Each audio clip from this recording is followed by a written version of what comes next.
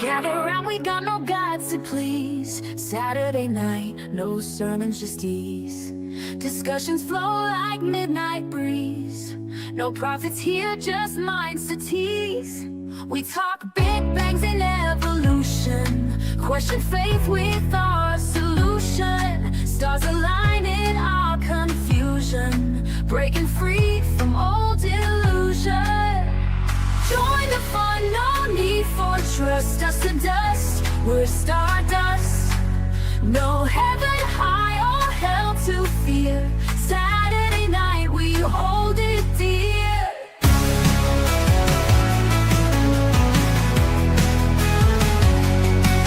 Fun and laugh at myth believers.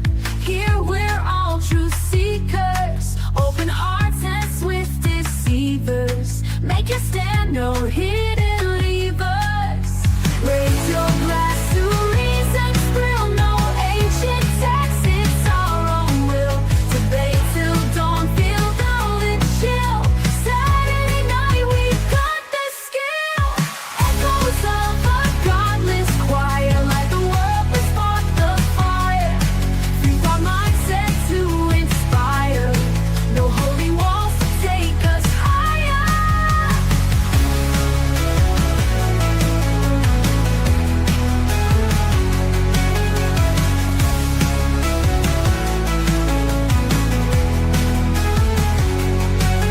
Join the fun, no need for trust. Dust to dust, we're stardust. No heaven high or hell to fear. Saturday night, we hold it dear. Join the fun, no need for trust. Dust to dust, we're stardust. No heaven high or hell to fear. Saturday night, we hold it dear. Join the fun, no need for trust. Dust to dust, we're stardust. No heaven high or hell to fear. Saturday night, we hold it dear. Fun and laugh at myth believers. Here we're all truth seekers. Welcome, everyone, to the Captive Desk, hosting Saturday Night at the Atheists an hour early this week because our friend of the channel and a friend of a lot of us, Joe at the Kentucky Atheist, is going to have his fundraiser at 7 o'clock. So we're going to duck out of here at 7 o'clock, go over to help out Joe and support Joe, and hope everybody does as well. And speaking of, before we get to anything, we're going to run the commercial, and this will be following Saturday Night at the Atheists, 7 p.m. Eastern. Headphone check, folks.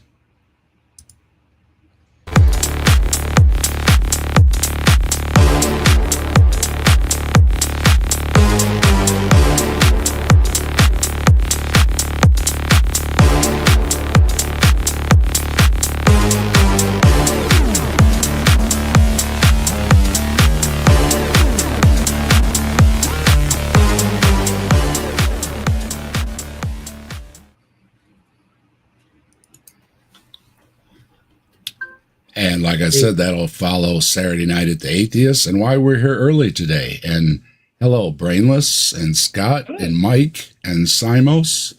Welcome, everybody. You see, we have a poll. And we have a poll. Make sure you answer the poll there. Hidden behind the I poll. did. I couldn't. In all good conscience, I couldn't. We want to know everybody's feeling. I'm And afraid. I hope everybody's ready for lots of chocolate bunnies this weekend. Yeah, I heard he has risen. Yeah, that chocolate bunny guy is going to be hopping all around the place. So, Yeah. 1, 2. Yep. Okay. I didn't know it was Easter Fertility. until today.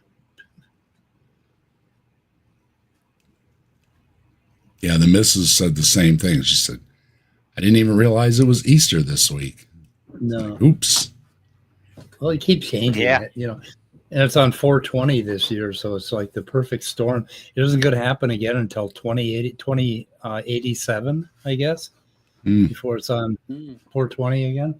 So I celebrated I celebrated. Did I you? went out. Yeah, I did. I went out to the ice cream van and got myself a lollipop. Oh, There you go. I mean, it's not exactly, celebrating Jesus, but at least it's something going to stick. yeah. I just And- bought a Right car. for Jim. Oh, Did you? okay. Yeah, I bought a 2011 Lexus. My Cadillac is scaring me, so I think I finally am gonna have to let it go. I love it so much. That Cadillac rides so much better than any other car I've ever been in, but it's like a money pit. It's just, Yeah. You didn't fancy, you didn't think praying would do the job then, no? I tried praying, and no, it didn't work for me. I Ah, didn't pray the right way. I don't think I was praying. Clearly. I think I was Maybe That's not in it. the right I was place. Mhm. Well, tell I you, was it's probably- facing east, and I think that's a Muslim thing over in the east. So Yeah. I think I don't know. It was probably who you were praying to. Did you try praying to Chuck Berry? I tried praying to mushrooms. Chuck Berry specifically, he's Chuck the Berry, I Cadillac should try god. that. He is the Cadillac god, I believe. Oh, really? Okay. Yeah, riding around in my automobile. I think that was a Yep. Cadillac, wasn't it? What did I say about British people? He said he was not going to talk. Like you've talked to most of the whole stream. Hey, got to get the jokes in there while I can, Yeah. Well, I want to thank Brainless for the super chat. Is that pounds? Is that pounds, Brainless? No, I'm not. I'm What do not British. What is it over there? Euros. Euros? Okay. Yeah. What? 2 euros. And and to let everybody know, the captive desk does have memberships now with Bigfoot emojis, and we have super chats. So feel free, if you can, drop any of those and get a hold of the emojis in there, and you can spam those emojis all over the place. That would be great. And we'll also have some member streams. And if you step up to the next level, we have desk drawers and desk files. If you get up to the next level, you can get videos seen before anybody else, along with the other perks. And so join in on the fun. Get yourself some emojis. Yeah. What's a British pound worth now in dollars, in terms of dollars? Oh, I don't know about dollars. I think it's still worth a pound, though. That's about all I know, Mike, I'm afraid. Oh, that's all you know? No. Yeah, I wouldn't put it up against the dollar these days. What the hell is that stuff you... British pound is $1.33. Oh, wow. That's not bad. Cool. Wow, that's really gone up. I think it was going the other... Okay. I'm sorry to bring this to you. It's not the pound that went up. Oh, yeah. It's the dollar that went down. Yeah. And the euro is 1.14. And yes, of course, wow. the British pound is slightly. But that's what it is. Yeah, so when I was in London, I had a headache, and I went to the grocery store, and I was looking for some Tylenol, and like paracetamol, or what the hell do you guys call it? Yeah, paracetamol, yeah. Holy shit! That works, Ethan. And Very otherwise, you can just get ibuprofen. That's the same as that's in.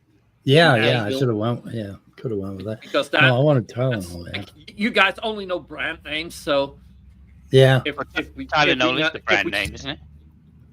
No, it's a brand name. Yeah. It's acetaminophen. It's a chemical name for it. Oh, I don't know about that. I've got some in front of me, but Yep. Acetaminophen. I haven't looked You at get- that molecule for a while. I'm going to look that up. Nerdy says you can get 6 eggs for, is that 2 pounds? Wow. maybe. I don't know. Oh yeah. Like this, because it's Easter. We got at work. I got some chocolate eggs and some tulips. Also, 12 eggs. I got I 12 tell eggs. you, Mike, without being asked, right? And I don't know why they did it, but my doctor sent me some morphine sulfate. Okay. Wow. I know. I didn't How- even ask. how- I didn't how say much? anything. I didn't have. He said, "Have you got any pain?" I said, "No."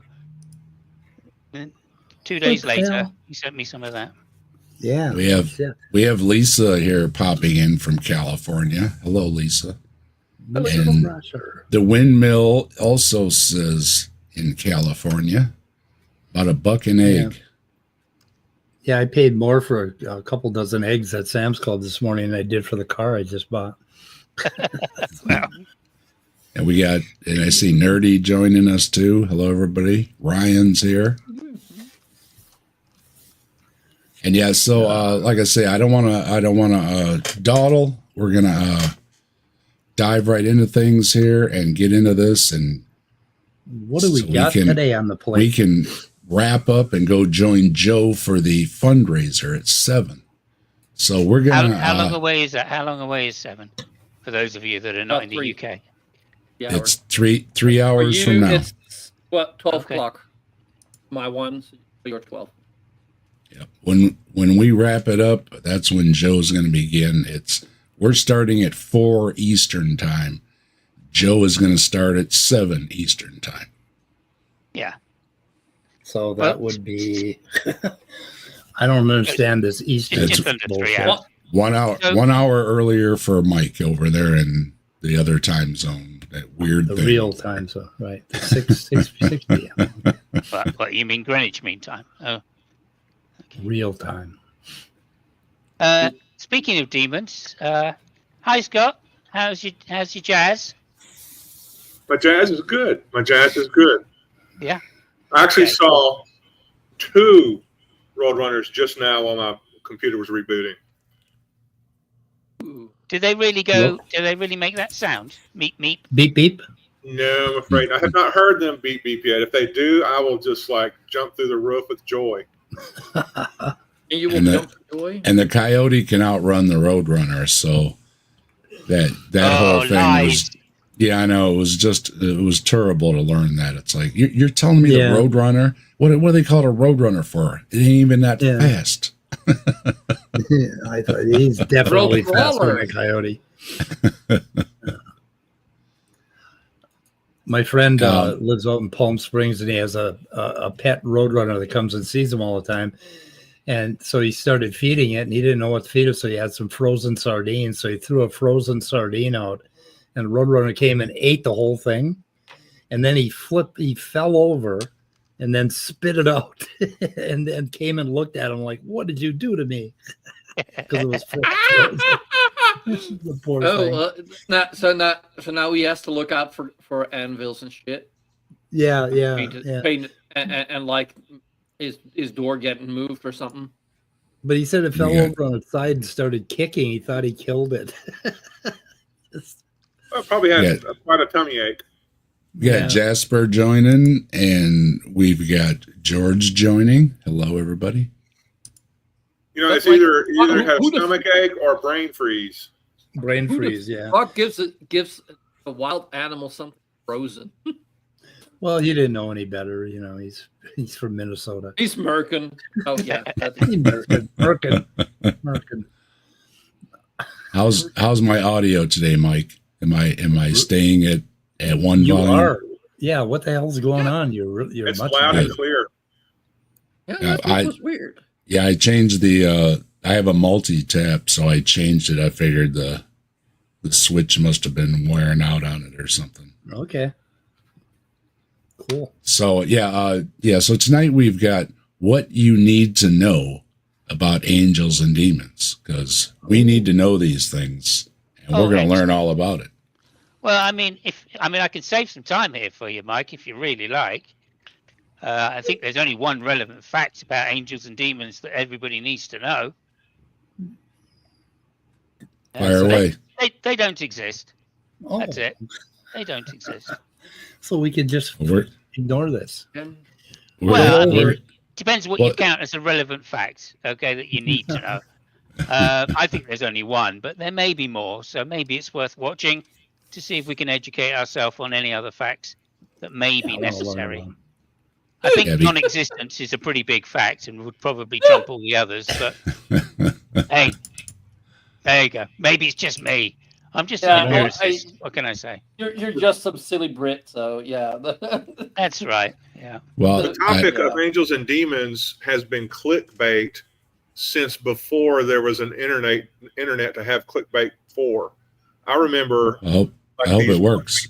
Conferences about demons and angels at a church I went to way back in the 80s, and it had these slick handouts and study guides that were done in a kind of a Star Wars theme for some reason, just to try to get butts in seats for a week. So that's just one of the most scintillating topics you could talk about in a church, other than maybe the second coming or something like that. Oh, and I wanted to say, I have my Swedish chef shirt on. You can't really see it, but it says "Vert de Fert," instead of what the F. So I think that second coming. I've never been able to do that. I need at least an hour between those. You're just not trying hard enough. Need more vitamins. Not trying hard enough. Well, that's for me though. For her, never mind. Well, there's another thing as well. There's a thing in Europe at the moment going on around motor racing, which is #race4women. Unfortunately, they've used the number 4 in the middle, so it says race for women. And I did that once, and I came first, and I won. There you go. Proof. You got to be careful how you say things, guys. But and also the angels and demons thing, I think it's amazing because it's the one thing that I think cannot be reconciled with monotheism. Right? Yeah. It sounds like a massive excuse for me. A post hoc rationalization on previous religions which weren't monotheistic. Well, I'm especially appreciative of you're in for a treat. For that reason. You're in for a treat because Rich has all kind of stuff, and from what I could find, this is Rich Sandford, and yes, I have my document pulled up this week. I couldn't find the dang thing last week. I don't know. Anyway, so I've got my notes ready. Here today. Yeah, that's right. The chocolate is flowing. During the intro, I prayed for Simon to get healed, and his voice seems pretty good. Yeah. Sorry. It's hanging in there. That's all right. I'll take anything I can get at this point in my life, So Rich, it seems Rich served 2 tours of duty in Iraq as a U.S. Marine. So salute, sir. Thank you very much. They moved to Illinois, got married, was a pastor at the Compass Church for 7 years. And that's where he received his theological education at Trinity International University. Later they married and they moved, and now they're set up in the Salt Lake suburbs at the Mission Church. So if you're in, South Jordan, Utah, you can stop by and say hello to Rich. So that's what I found out about Rich. Doesn't seem to be other than, he's a vet, so good for you. And he came home and got into being a pastor. And now he's got his own church. Is he as batshit crazy as the toaster guy? You're going to find out about all kind of stuff about the spirit world. So maybe. I'll take that as a yes. And Deviant is here. Hello, Deviant. Good to see you. And there's the Kentucky Atheist. We were just talking about you, Joe. We're gonna see you in a little while after the show. So let's dive into this so we can do our thing. And this is a couple of short videos, so maybe we can actually get through more than one. So we'll see.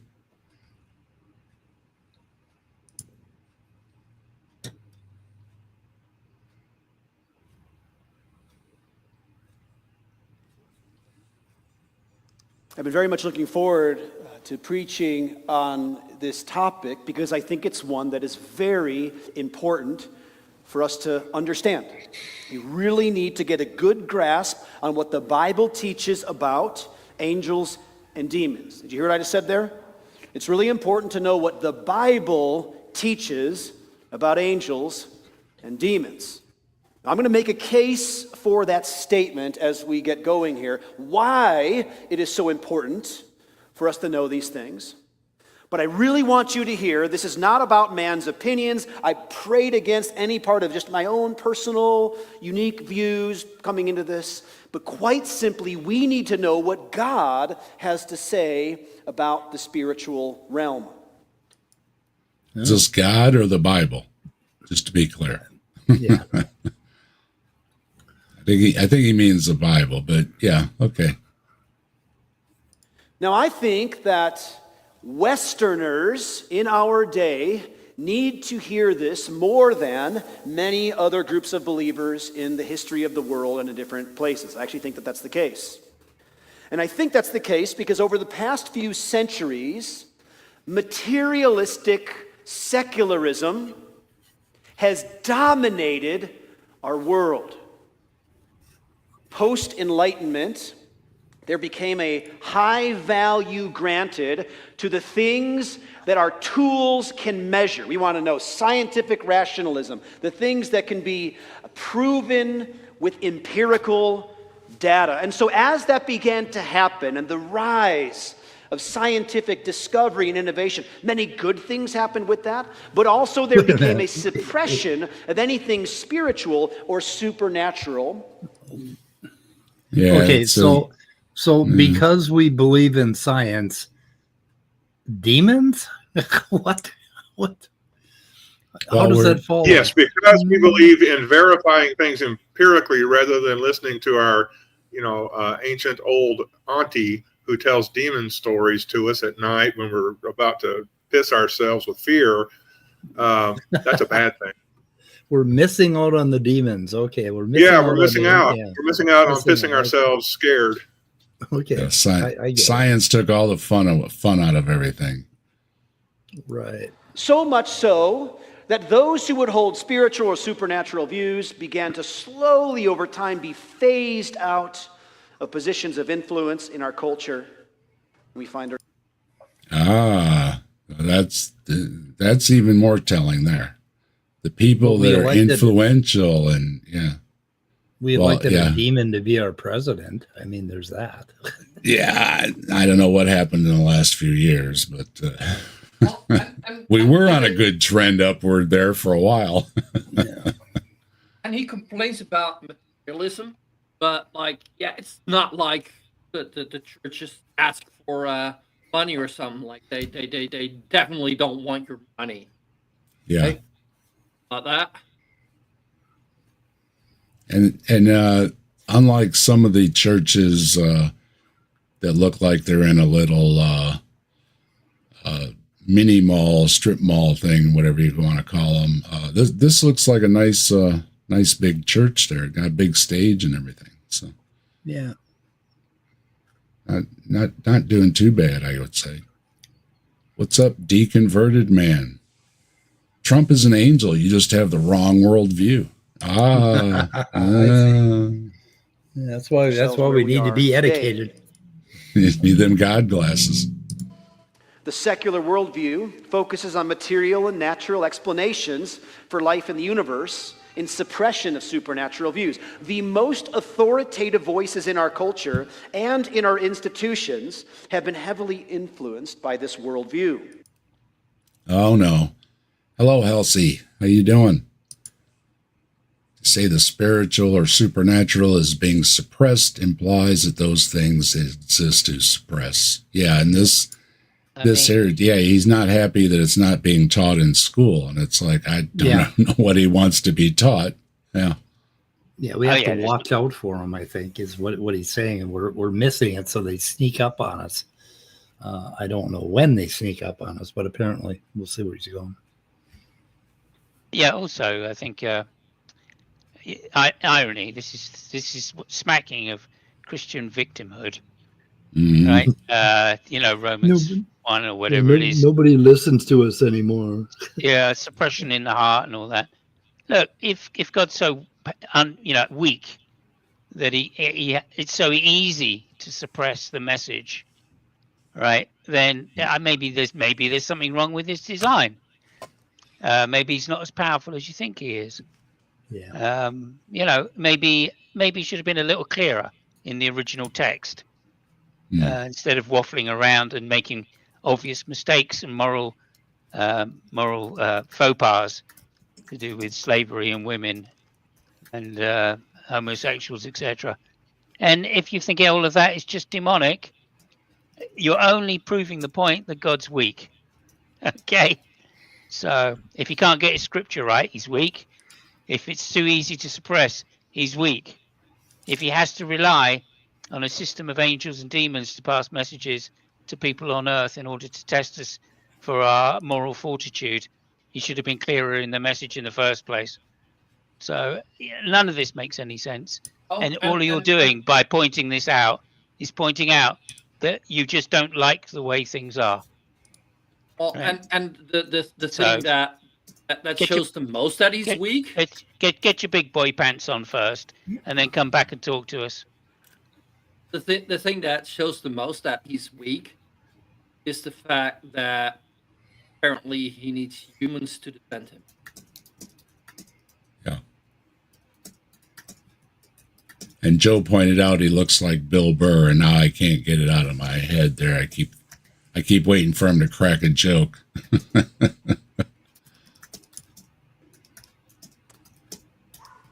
But something has been happening in the last several years, especially in our culture.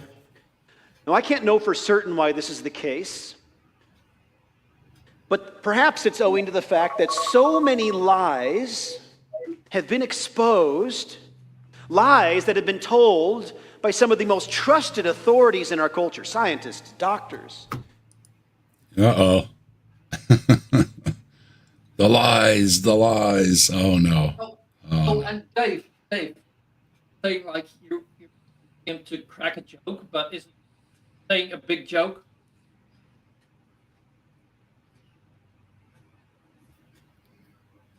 What's that? You said he's the big joke? Well, everything he's saying. Like you're waiting for him to crack the joke? Yeah, well, he started talking, right? That is the joke. The only problem is he himself doesn't see that he's telling a joke. Yep. Those in academia, teachers, governors. Oh, goodness. That something's shifting. It's when a governor's in academia. Yeah, everybody's lying, it seems. Yeah, that's way out there. Serious right turn into persecution land. Everybody's lying. So, okay. Now, granted, and somebody's gonna say, "Oh, what the politicians don't know," blah blah. Yeah. But this is just saying that everybody's lying. It's just a bit extreme. Maybe Davey's got a point, because it seems to me that even the drummer behind him is lying that he's a real drummer, because there's no bass drum there. Yeah. So maybe the drummer isn't even a drummer. In which case, maybe it's just something to do with this guy. He just attracts liars, That could be. Or he's just so bad that they drug him out and his foot was still stuck in the pedal. Lies regarding COVID. Oh. Gender confusion stuff. Oh. See, there it is. Yeah. We're not going to talk about the C thing, but don't be a plague rat. And the gender. Oh yeah, that these things just showed up, and you people need to get a grip. Okay, really. You There's also need to no learn hate some history. like Christy Love. You also need to learn some history as well, because Yeah. they ain't just showed up. They've been around a long time. Yeah. Yeah, no, but you know who suppressed that? The Nazis. Yeah. Well, of course, they express most things. The didn't big they? friends. Yeah, it just showed up politically, but well, they don't have a clue. I mean, even the Orange Man said, something about trans people didn't exist before a couple of years ago or something. It's just so idiotic. So, but we see where he's leaning here. Very orange, very orange, Bill Burr. It's just our observation of increased government corruption. Perhaps it's even the increased attention that people are starting to give to UFOs and alien life and alternative histories. Undeniable suppression of the truth in media and entertainment. All right, you're watching Fox News. This sounds like their lineup with the UFOs and everybody's lying to you. And that's when I really questioned all the UFO stuff and the hearings and everything without even seeing any of it. When I heard that Fox News was all over it and covering it and talking to everybody, and I'm like, well, it's got to be ridiculous. Yeah, and you know who lies to you, who has been lying to you for the very longest time?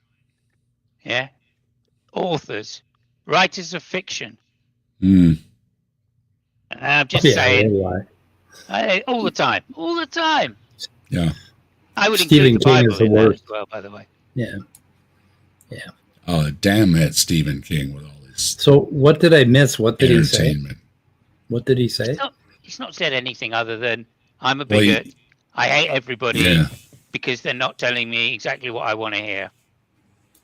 He threw something about encouraging being a plague rat and, basically that people didn't know gender fluidity before a couple years ago. What?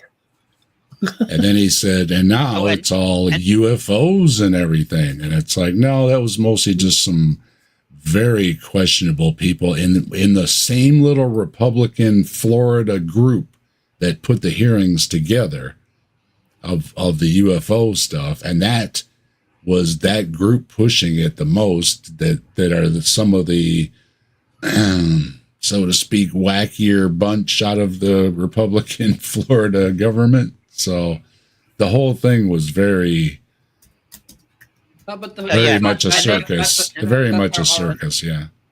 And then he conflated all of that, Mike, with science. He said that's exactly what science does. Yeah. And I'm not denying that there's footage of UFOs. Like, of course there's footage of UFOs. Just don't know what it is. Things. It's a bird. Yeah, a UFO does not mean fucking aliens. Stupid fucking cunt. Yeah. Well, that one they kept running on Fox News, you could see the wings flapping. I mean, you could see it now. And I think Thunderfoot pointed out what everybody misses was that our jets can pick up a bird out the side view while it's going a 90-degree direction at hundreds of miles an hour, whatever it's cruising around at. It can sideways pick up a bird, whatever it was, a mile away or something, and track it. And if it wanted to, take it down. That is amazing technology and amazing cameras and the laser and everything that all works together to track all that stuff. But yeah, all they cared about was the guys were all yelling, wow, on and on and on. And see, they knew it was a UFO, and it's like, no, they knew they could track a bird they far were yelling. away. They were yelling at how amazing it was. They could pick a bird up at that distance. Exactly. And how difficult that is to do, even with their technology. Mm-hmm. So, I mean, like they were saying that at the same time as doing it. Yeah. So like clearly people were just yeah, well, I mean it's this bias, isn't it? Cognitive bias. Yeah.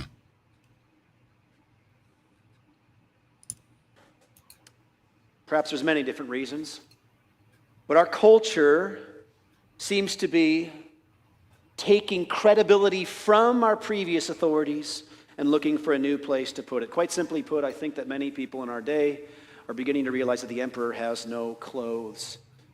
Okay, Really? so Again? yeah, that is Okay. the purpose of science, is to continually question previous demonstrations of what they believe to be true, and we don't have authorities in that sense, right? That's why they keep taking these results, looking into them, and making sure they either still confirm that the hypotheses are correct, or that there might be some information which overturns some part of the hypothesis, in which case it might need updating.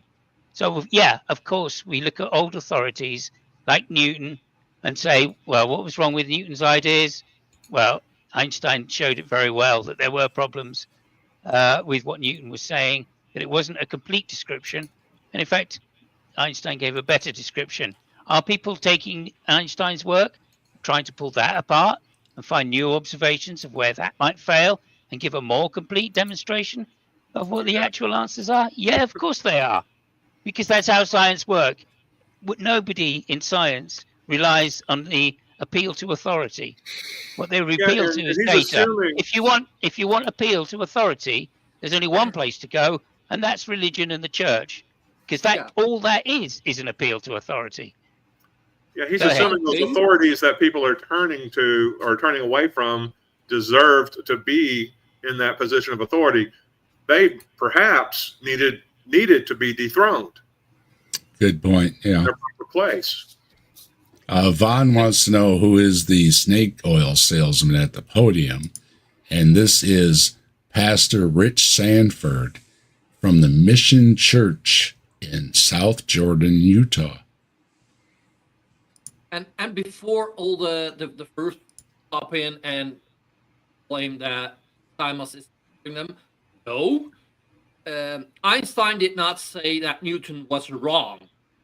He just expanded on what Newton said. Newton's law still works on a scale on one planet. Einstein made it, expanded on it.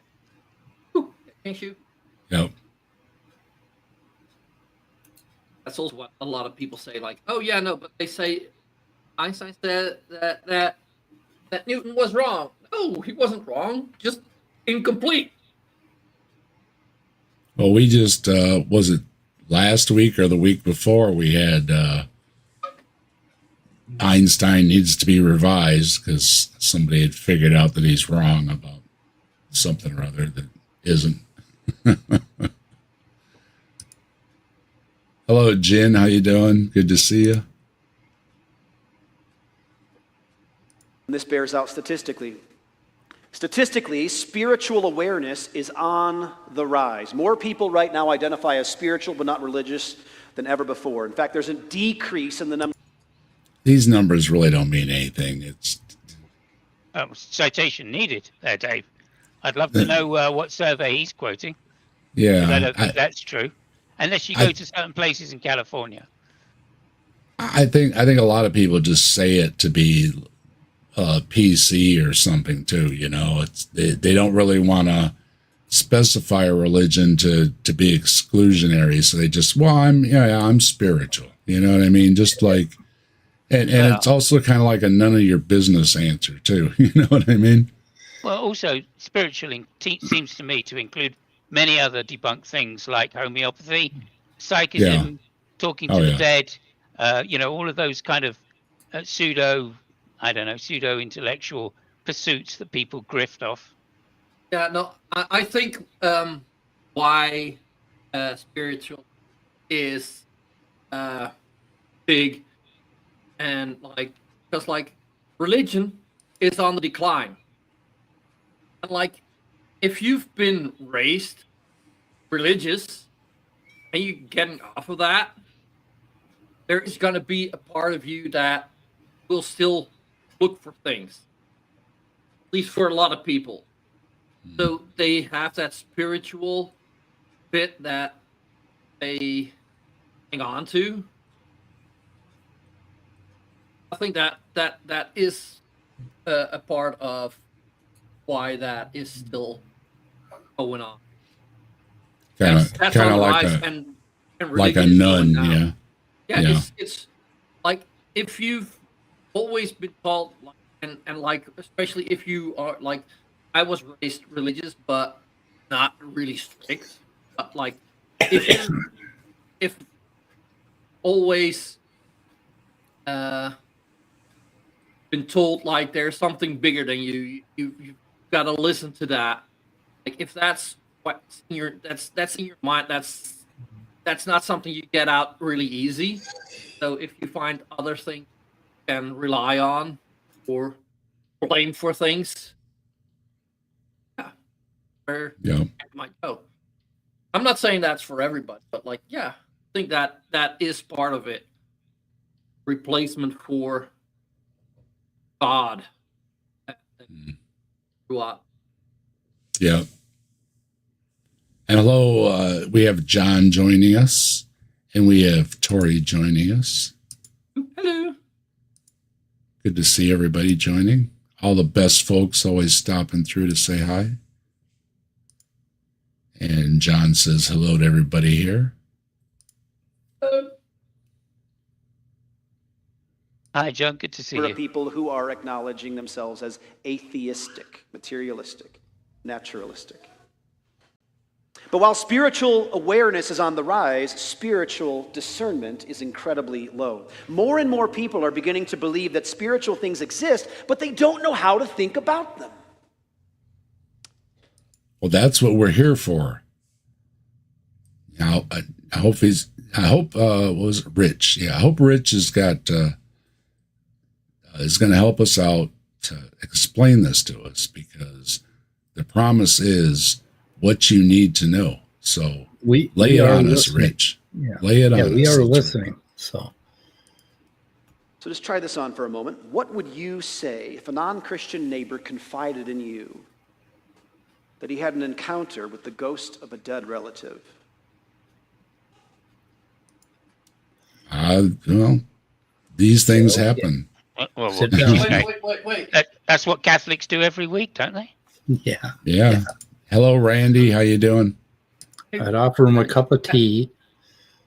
No. Like he's making one big mistake. You don't talk to the non-Christians. Mm-mm. You don't talk Right. to the heathens. I think I would probably go in and try and sell him some kind of ghost detector. Well, I wouldn't doubt that somebody saw a deceased family member, because it does happen. I did that. When you were used to seeing somebody sitting in their chair, their favorite chair, or, whatever, for 30, 40, 50 years, maybe more, I wouldn't doubt that when they walk into a room that they see them there, right? Oh yeah, your mind's very strict on you. Yeah, it's a known phenomena that, and it can be applied to the resurrection holiday. I guess that's around this time of year. I guess. Yeah, somewhere. Somewhere around this time of year. Yeah, no, and it's also the same thing. Yeah, there's this thing called dreaming and daydreaming. Yeah, that too. Like, if you're if you're dozing off, like, and like you're sitting in a chair. I've had moments that I at some point I wake up and I'm like, wait, was I dreaming? Like, and like, oh, and I've had moments where like the next day I'm like, wait, that was kind of weird. Nah, that had to be a dream. Well, it used to be more common where people would talk about being visited by a deceased relative, and it was more people just accepted it like, well, of course they stopped by to say hello, but then it became kind of a societal thing to if you said that, people were like, really? You think a dead person show, and then I don't think it was spoken of as much. But yeah, I wouldn't doubt that people, especially a very close loved one, sure, Yes, I'm sure they visit it, but at the same time, I think they're still in their grave. They didn't actually leave their grave, right? About a year after my father-in-law died, I was falling asleep, and I saw him walk into the room in his funeral clothes. It was so crystal clear, it just blew me away, and I woke up, right? I was dreaming. I was having a vivid dream, but it left an impression on me that if I weren't such a secular asshole, I would have thought, oh my God, that was a ghost, because he had I had a lot of emotional ties with him. And it was a powerful experience. I can see why people believe in ghosts, Yeah. So how many times is this guy going to mention some of these very reasonable and documented types of reports that people have about seeing dead relatives? And how many times is he going to mention that these relatives that you're seeing are demons? Because rather than the comforting, reassuring explanation, he wants to scare the bejesus out of people so he can maintain a spiritual authority and spiritual gravitas over them. Yeah. And of course, that very thing led to a huge flourishing in business in the seance world in the 18th century, 19th century, rather. It was very, very big business. And of course, all that happened was a load of charlatans and grifters moved in to convince people that they really could get in touch with the dead and talk to the dead. And people were very vulnerable people who were at vulnerable times of their life, having lost loved ones, were taken for a lot of money over those years, and some forced into bankruptcy due to the fact of the addiction of needing to seek that comfort time and time again when they believed it to be true. This is a horrible, horrible thing to do to people, to take advantage of the vulnerable like this, based upon authority and spiritualism. It's a disgusting thing to do. It almost sounds like the church. Oh wait, that's exactly what they're doing. No, and also I don't remember who said that they saw their relative, and that it was a dream. But imagine me. Yeah, sometimes you just don't notice the flip of going to sleep and waking up. If you would have not noticed that bit, and if I'd been fully awake and having dinner and he had walked in and I looked at him and I looked away and looked back and he was still there, that would have been something, but that isn't what happened. I had you have these vivid dream experiences when you're losing consciousness, when you're falling asleep. And I've had several of them, and I've studied them over my life. I just want to make very clear, I did not see a fucking ghost. There was nothing there. It was me falling asleep. Yeah, and also the thing, if you already believe in ghosts, then you would believe in it, right? That's a conclusion your mind would go to. And they're still very powerful. They're still very powerful, right? I had a dream. I mean, they don't even have to be about dead people. I had a dream about my girlfriend the other day, and I had something left on me afterwards as well. So I mean, it's very powerful dreams. That's all I'm saying. Yeah, very powerful. If you had just lost somebody and you had that falling asleep experience, that would be powerful and devastating. And if you didn't have a good grounding and rational reasonable thought, you would believe that shit, and people could take advantage of you over that, because our brains are made of meat. They fuck up occasionally, especially when you're falling asleep. John mentioned hit that like button. Please do hit the like button and hit the subscribe button, and drop down in the description.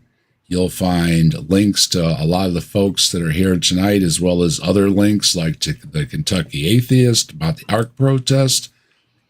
Joe's also got a discount code for his affiliate that's in the description. We've got Bree at HiveSci in the description. Bree's got merch now. Get yourself a cryptid t-shirt and support Bree at HiveSci.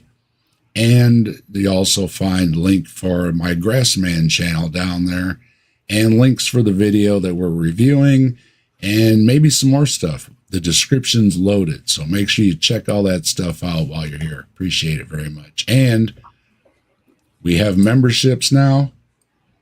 You can get Bigfoot emojis. You can spam the chat with Bigfoot emojis. If you'd like to partake in that, by all means. What if a Muslim neighbor told you they had a dream where Jesus told them to find and read a Bible? How would you respond? They will not dream that because, well, they do believe in Jesus, but just not that he's the Son of God. They think he was just a prophet. Yeah, they were hoping for the Messiah to come and save them, and it was kind of a disappointment when he died, to say the least. Even if a Muslim does have a dream like that, where Jesus, that's not necessarily anything. What are the odds in a religion of how many billion people? Somebody's going to have a dream of Jesus saying, "Read your Bible." Dreams can come from anywhere, based on any circumstance, just based on, random farting of your neurons. And so, sure, somebody's going to have a dream about Jesus telling them to read their Bible. You might have a dream about Jesus giving you the recipe for cornbread. Anything's fair game when you're dreaming. Yeah, I just saw somebody that they had it was a story about their conversion because they had a visit from Jesus in a dream. And it's like, well, I've had a lot of things happen in my dreams. I didn't to associate it with anything, like Scott says, doesn't mean anything. And dream interpretation and that I think even Troy Black uses that. I think God speaks to him in his dreams too. It doesn't seem to be anything that makes any sense, just like your dreams don't seem to make any sense. So it seems to be one and the same. What if a coworker told you that she had once used a Ouija board back when she was a teenager and ever... Oh, no. I used a Ouija board. What does it mean? We'll find out. Since then, she's been plagued with evil and dark thoughts, and she's asking you for advice. What if a fellow Christian told... I would tell you that it's not the board game. And you might have some other issues you might want to speak to somebody about. Where's he it's going? It's a board game. Suppose. Well, you know what it is? You know what it is? It's demons. Demons wanted people to play board games. I mean, it's the ultimate way to take over the world is to get people to play board games, I guess. Yeah, but they've only wanted people to play Ouija boards since 1891. Yeah. Well, first it was Ouija boards, then it was Monopoly. Talk about sowing the seeds of destruction. Yeah, Payday.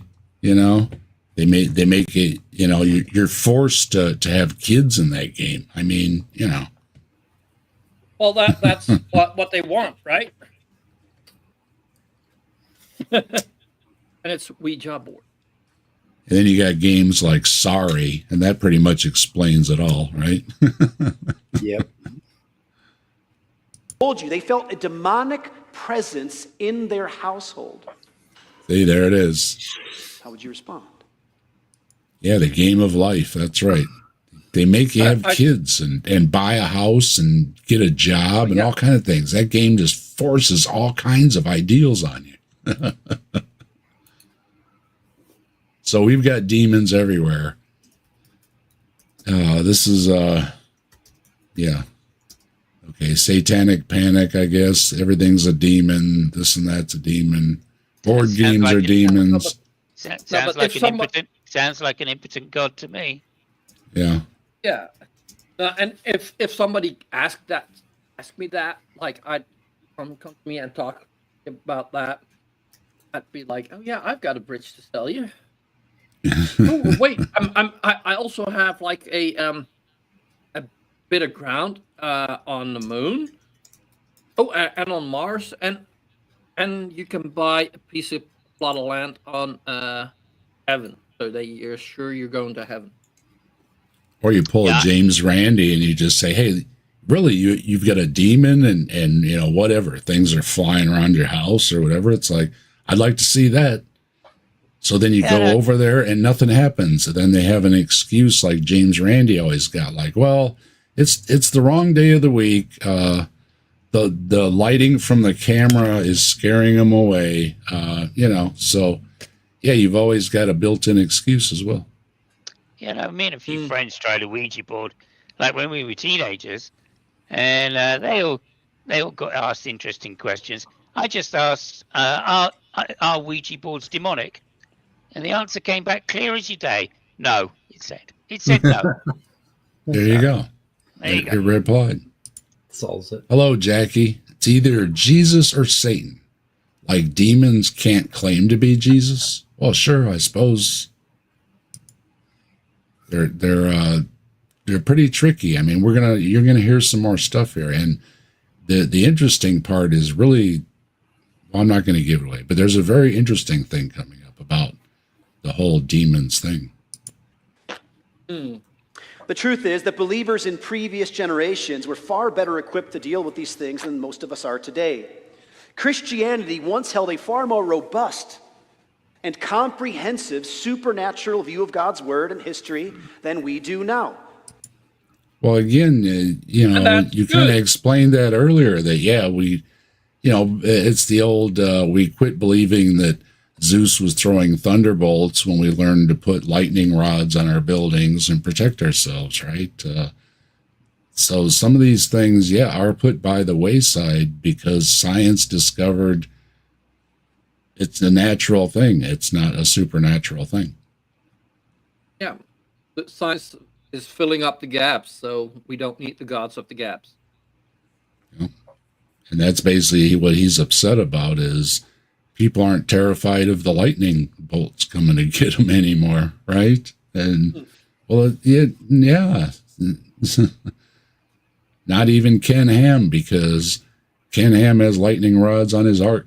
He had a picture of it one day getting hit by lightning, and it was perfectly fine. And not because Ken Ham is a believer, or because he prays, or because God likes his Ark Park. It's because it had lightning rods on it, and the thing is grounded. Science. Yeah, that's right. If God liked his park, like, it wouldn't have flooded. Yeah, why did it even get hit at all, right? But it did, and it was hit the Ark. It hit the lightning rod. So technically, it didn't hit the Ark. Yeah. Why did it even flood if God likes it? Yeah. Mm-hmm. 1/3 of professing American Christians do not believe that people can be under the influence of spiritual forces. 1/3 of professing believers. That's encouraging. Well, citation needed, though. Sure. More claims he's pulling out of his ass. But if a third of believers are at least moderate, I'll take what I can get. Yeah, no, and we realize a lot of people say that they're religious, that they're Catholic or Christian, just because their family is, and like they themselves never go to church. Yeah, the questionnaires are always skewed. Yeah, they've never thought about it. They never thought about religion. So they're just like, oh yeah. I think if more people would actually think about it, they would be less Christian. Yeah, and who's to say who's he calling a Christian? Who's he? You know. Mm. So well, I mean, it depends on what he's talking about. If he's talking about how many Christians are there, Very then badly it's defined. everybody that Point. says they're Christian, and like when he's talking about some like there's less and less Christians, then he's only talking about the people that believe exactly what he believes. Depends on Well, what I'm sure if he's it's good for him to for the numbers to be low or to be high. Who knows? He's being very vague on purpose, I feel. I'm sure he's very exclusive, just like a lot of the pastors we've covered here on Saturday Night at the Atheist. They all pretty much are very exclusive to their little group and their little church. Because of course they're right and everybody else is wrong. I mean, gosh, haven't we figured that out by now?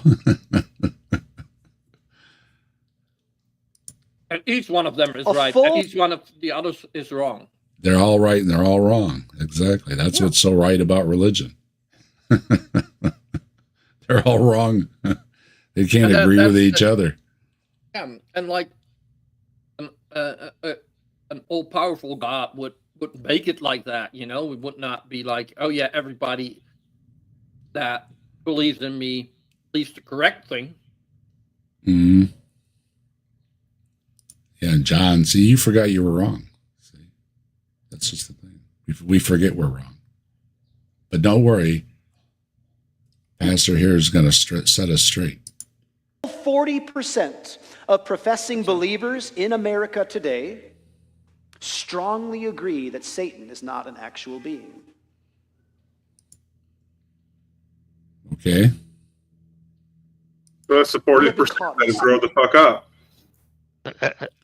Well, 40% don't believe Satan's an actual being. Well, that's on the one side, but we also have in the United States, and I've seen this, I've looked it up myself, and polls across, no matter who it is, it always floats around 40% also think man lived with dinosaurs. So you've got that polarized 40% on the one side, and then you've got your 60% left.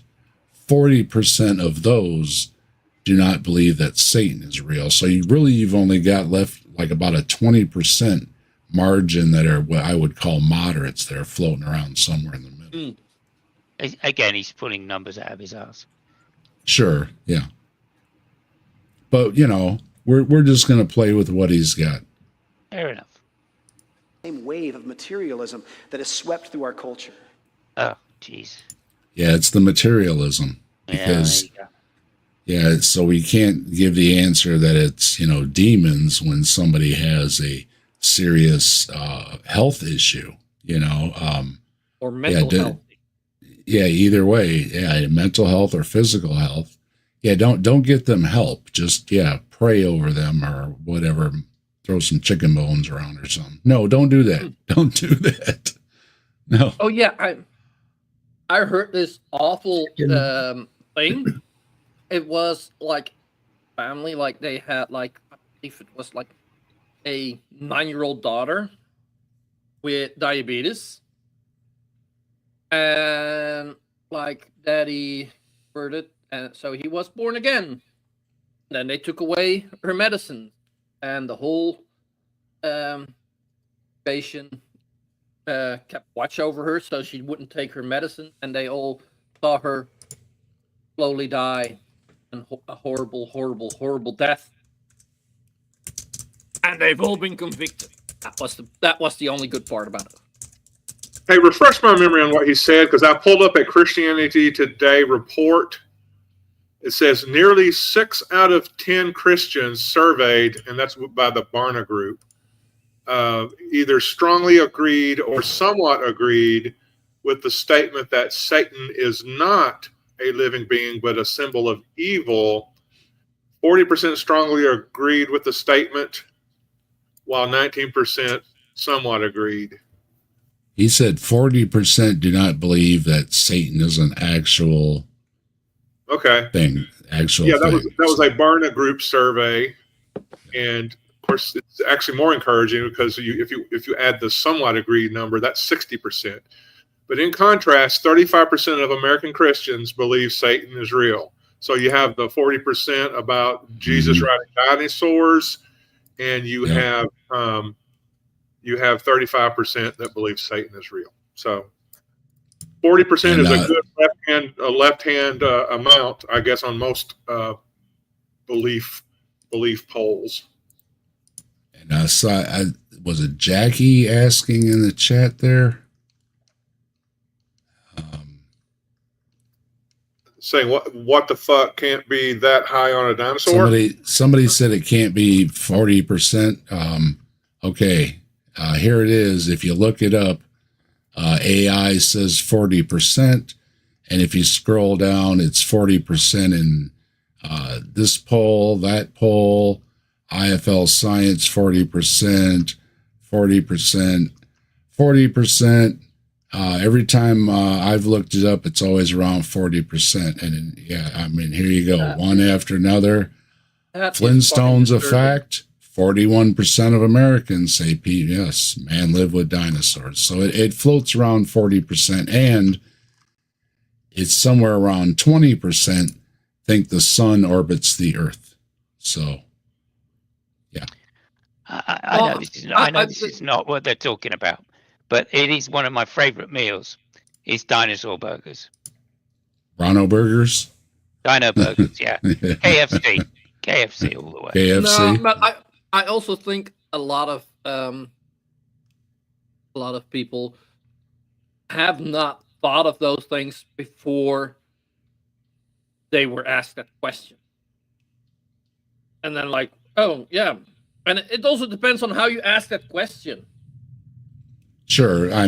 Sometimes it's how they answer, they word the questions. I think, polls are always notorious for being like that. But yeah, and I mean, if it isn't 4%, you know what I mean, brainless, we're talking about, unless people are being that silly and just saying, sure, man lived with dinosaurs. But like the thing about like the sun going around the earth, like if you just somebody that has never ever thought about that, and like they heard it in elementary school or something, like, if you could just put up Jackie's last comment, because she seems to have found a bit more information there.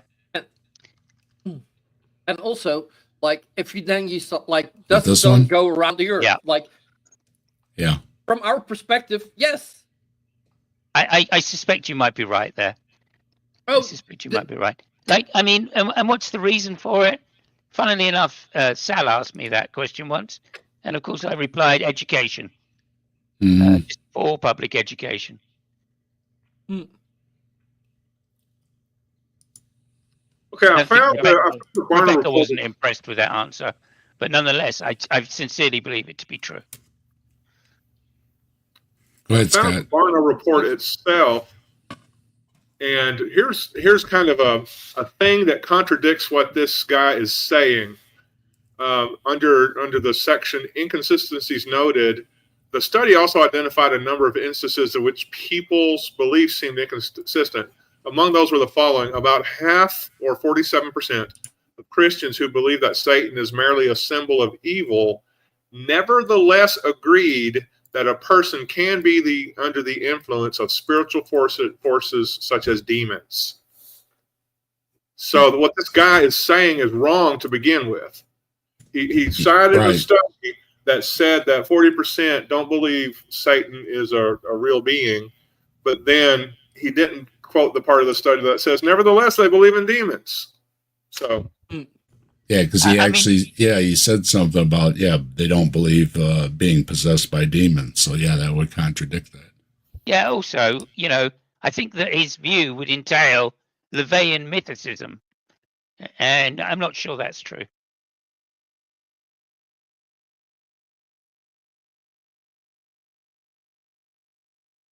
But our Bible provides for us a decidedly supernatural world view. From many different believers in my life, I've heard it said, the Bible doesn't mention angels a lot. It doesn't mention demons a lot. It doesn't tell us a lot about heaven or about hell. What? I don't think that's true. Stupid. Well, it doesn't mention much about heaven. It mentions the fucking heavenly host, for goodness sake. Yeah. Thousands of them. the demons are mentioned a lot, and they seem to be everywhere doing everything. And again, they were blamed for illnesses and things as well. So Every time God But speaks, hell, he speaks through an angel.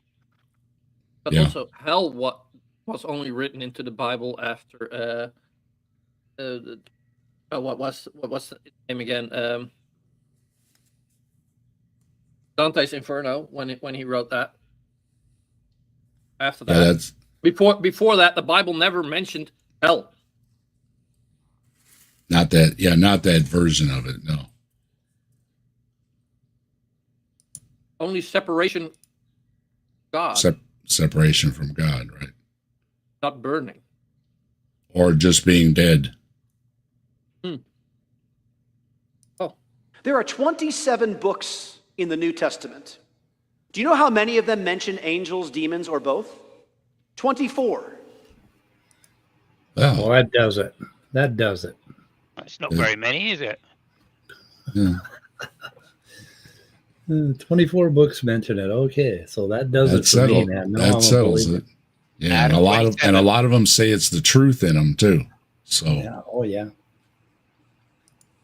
24 out of 27 books of the New Testament explicitly speak about demons and or angels or both. If you're inquiring, like, well, what are the ones that don't? Philemon, 2nd and 3rd John. And if you're familiar with the New Testament, you know that each of those books are just a paragraph or two long. The Bible is riddled with teaching on a spiritual realm. Collectively, yeah. Christians are ill-equipped today to help deal with these supernatural things. Well, see, I would disagree with him hope- there. You don't get a lot of information about kind of the rules or the nature of demons or angels. There's like one place where Jesus said, well, this kind of demon, if you're going to cast it out, requires much prayer and fasting. And that's about it. I think Paul says, well, even Satan can, pass or disguise himself as an angel of light or something. There's just really nothing useful, because everywhere, every religion gets their information about demons and angels from folklore or from like the non-canonical books, the meta-religious books that exist in their culture at that time, or the meta, religious books, the folklore, from previous generations, because it seems old and therefore it must be correct because it's old. And so I don't think the Bible, just because it uses the name or the word angel or demon, isn't giving a whole lot of teaching about them. Nerdy here mentions 81, and was it the Catholic is 77, I think. So once again, depends which books you include. Yeah. But I guarantee this guy's not an ortho or a Catholic. So I bet he's using Catholic sources for his quote unquote teaching about demons. he uses them when it fits him. He's finding out all kind of stuff because he's kind of warming up here to it, but he's going to get to his main shtick that he's got all figured out pretty soon here. This is kind of like the intro to it. He's building everybody up, and then he's going to hit us with it. Is that is not true of people in our church today, our church, the Mission Church here and now. But as your pastor, I'm eager to make sure that you would not be ignorant of these things and try to help as much as I can. I think it is critical for us to think rightly about angels and demons. In my opinion, which I know is shared by many Christians, the veil of materialism is being drawn back, and it may actually become more important in upcoming years for us to have answers to these questions about spirituality. Now, here's my disclaimer. Why? Why? The Why is it big going to lie- become more important?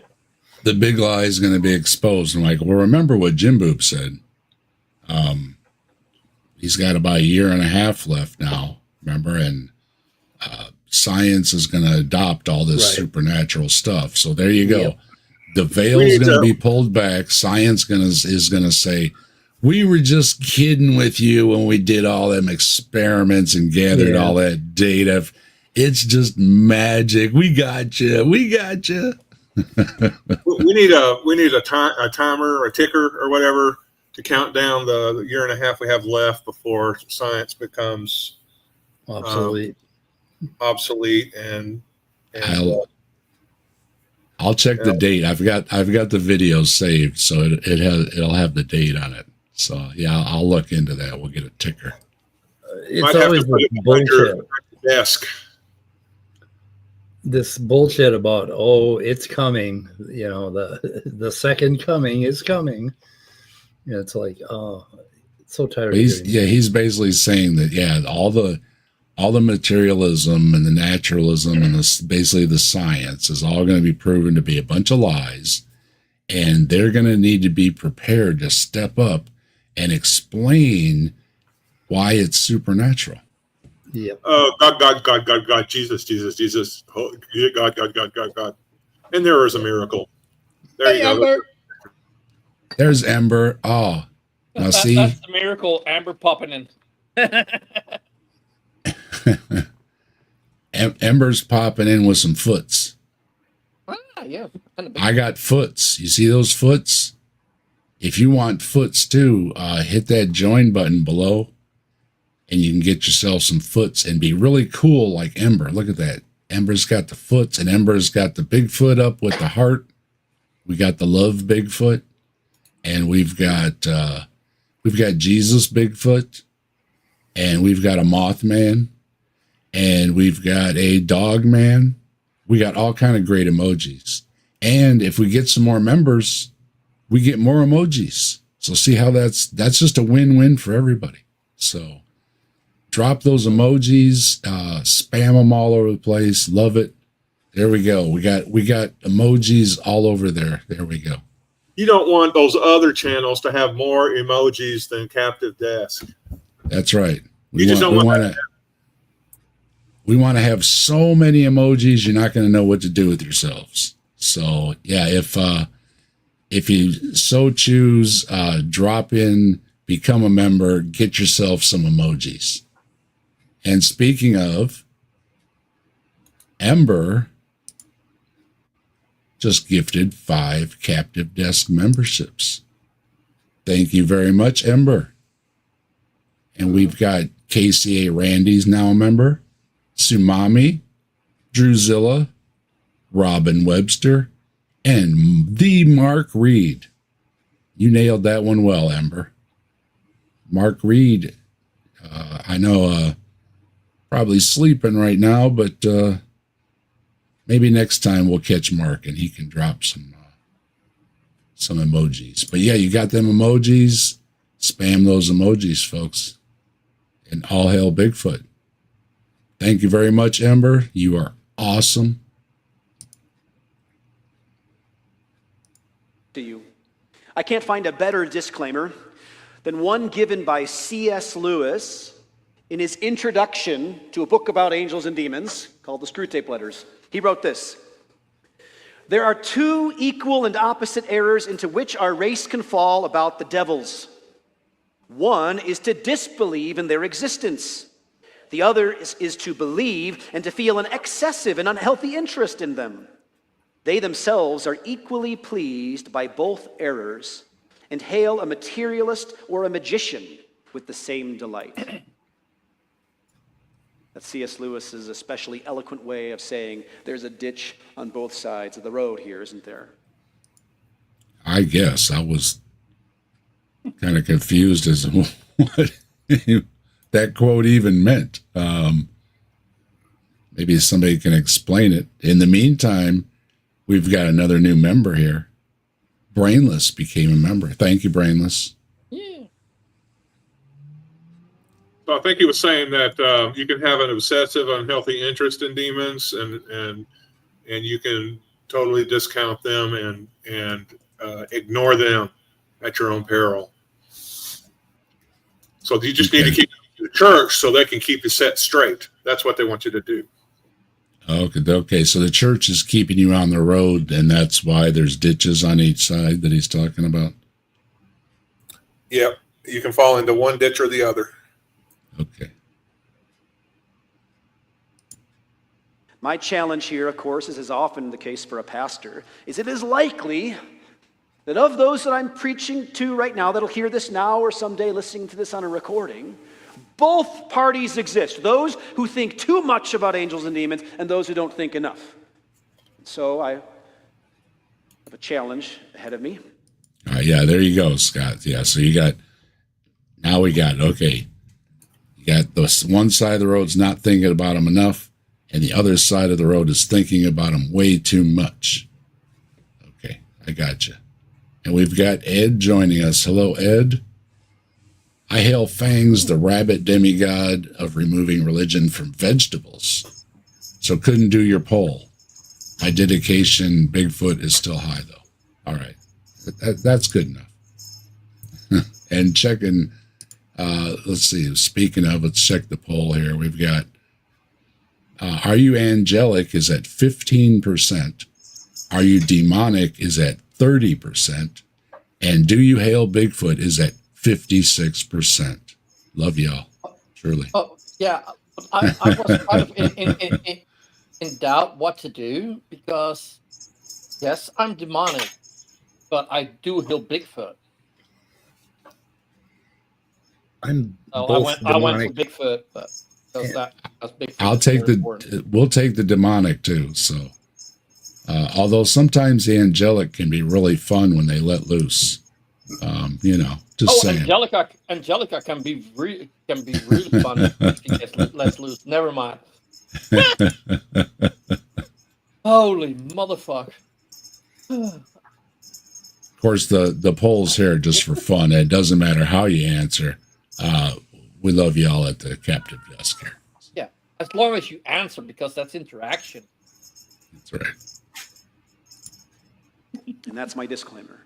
We need to not think too much or too little, but let the word guide us here. So I'm going to preach this sermon a bit differently than others.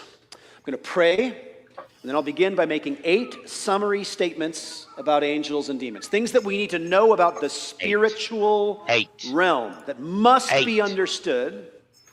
He made 8 As a firm summary. He's going to make foundation 8 for this summary study. And as we statements. close, He's going to do 8. It's going to be 8 summary statements.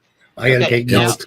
It's about 4 and 4 in the upcoming. This is broken into 3 pieces. So yeah, this is like the build up, and then he's going to give 4, and then he's going to give 4 more. So get your pencils and paper ready. Get your notes, because you'll need to know this. This is what you need to know about angels and demons. 8. Already. 8 things. I don't think there are 8 things that he can come up with, just for benefit, right? So I strongly suspect there may be some repeat, but numbers going on here, right? Yeah. I'll try to show you why it is so important that you understand these things. I'm going to go way back, get a running start, and dive on. First of 8 things, this. All right. Guess what, folks? Guess what? What is it? Guess what? We got through the first video. This video's it's broke up in 3 pieces. So we got through the intro. So good at this. We are getting much far better here at Saturday Night at the Atheist of getting to the meat and bones here. So here we go. He's going to kick off his list of 8 things. Pencil and paper at the ready, folks. Here we go. There is only one God. Got that? Everybody write that down. False. But wait, False. There's only one God, and it is Bigfoot, right? Is that the answer? Then he has not read the Bible correctly. You are only to follow one God. Yeah. Yeah, it does mention, one God. Yeah, no other gods besides me, right? Yeah. Before me. Before me, yeah. Before me, right. Satan sounds like a god to me. I mean, he's almost as powerful as God. He's fucking battling him all the time. He's called the God of this world. God of this world. Yeah, so there's more than one God. So scratch that one. So let's try number 2. Yeah, but the Bible even names a couple. Amber, I believe you did one on something on that. Maybe you can throw a couple of names that the Bible actually names. I believe Yes, thank did you, a whole Amber. yeah. Hold That on, was- 1 second. Randy wants to know what was the guy's name forgot? that used to host. He's still here. It was me, Randy. It was me. It's just expanded. Mike's still Speak here. of sound. Scott's still here. We just expanded it a little bit. Yeah, here you go, folks. Ember did a whole video on the other Wait a gods minute. in the Bible, and there is the link. Randy said I'm dead. I'm not dead, and I don't have a wife. So I don't know. You must be thinking of another show, something else other than SNATA. Yeah, thanks, Ember. Everybody, check out Ember's video. Ember makes great. That's actually where I learned that. Ember makes great content, and everybody go subscribe if you aren't already. Why you aren't already, I wouldn't know, but just in case you aren't. And doesn't just make great content, but it's also a great person. Ember's great. Ember's a friend of the channel, and we appreciate Ember's support very much. I got to find this SNATA. There must be another SNATA. I think there Santa was, Television. Yeah, there? I'm trying to think. There was a Friday Night guy. at the Atheist? I used to be on one. There was another show. Used to be Was on it one. Saturday Night at the Atheist? I'm not sure what it was called, but it was very similar. Let's put it that way. And then he did pass away, and then I think either his daughter or his wife did it. After that, maybe his daughter. I could Yeah, check. and see if I was on there. Yeah. Let I me thought check I my was. blood. Let me check my blood pressure. Okay. I mean, this was a few years back. This was a few years I don't back. see it. I just don't find anything on YouTube. Santa. Well, in living memory, Sky Strike or someone like that. in living memory, here we are. SNATA Claus? Is it SNATA Still Claus? I see something called SNATA Claus. I think it was. That It's a guy was- called Sky Strike. I think. Really? Randy, if you could confirm that for me, if that's the right one. SNATA and Side Strike.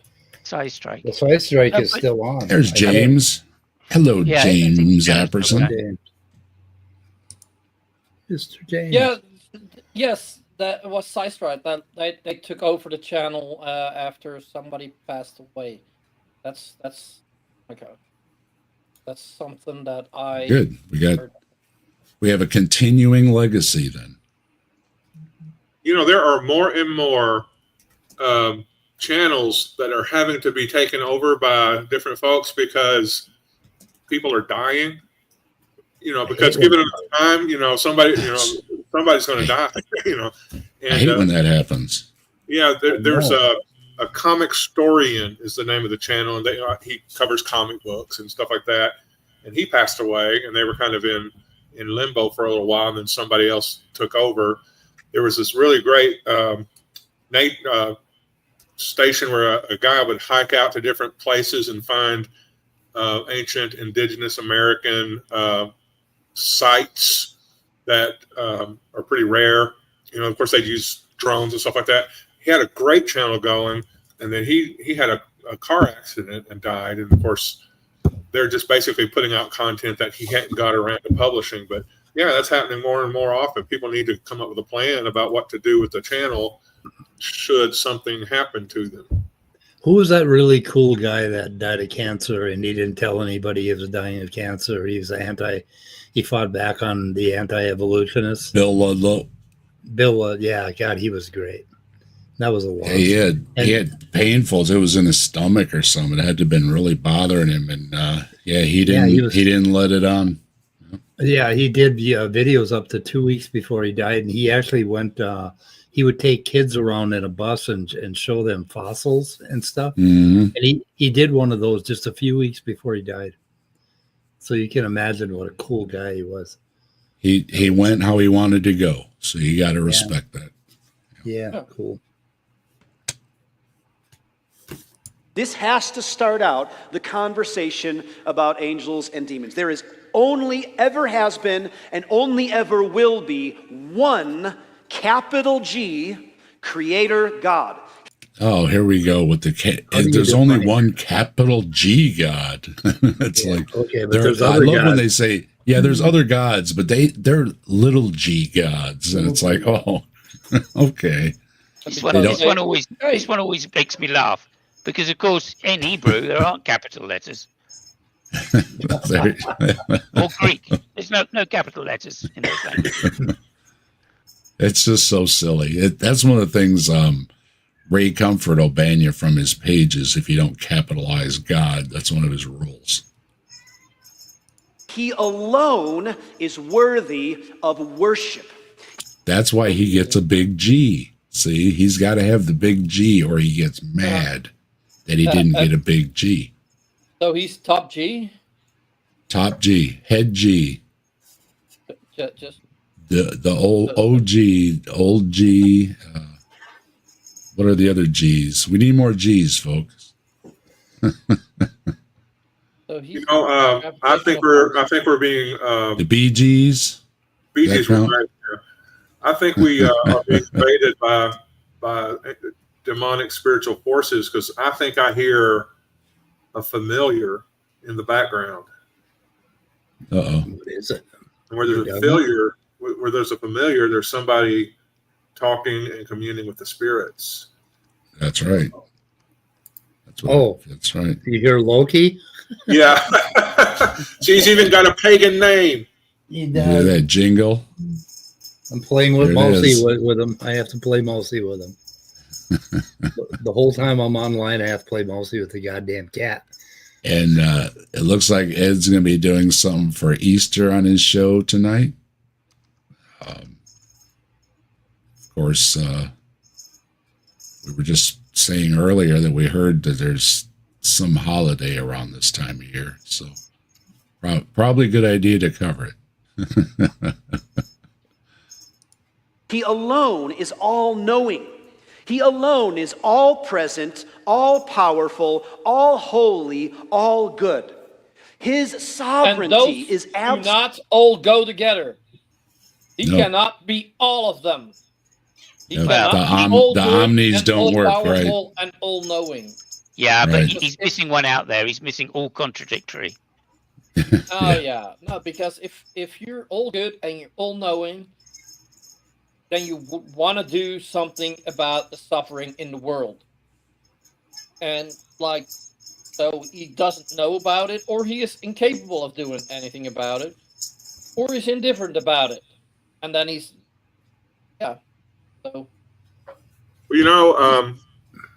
when he wants to talk about all powerful, I've got Judges 119 here in front of me. The Lord was with Judah, and they took possession of the hill country, but they could not drive out the inhabitants of the plains because they had chariots of iron. So much There you for go. all powerful. Yeah. He was a Bronze Age god or whatever. Didn't have Iron Age. Exactly. Yeah, there's a person that runs around our community with the screen name Iron Charioteer. absolute. Yeah, His glory. Go ahead, I Simons. think I saw a Star Trek episode, which is very similar as well.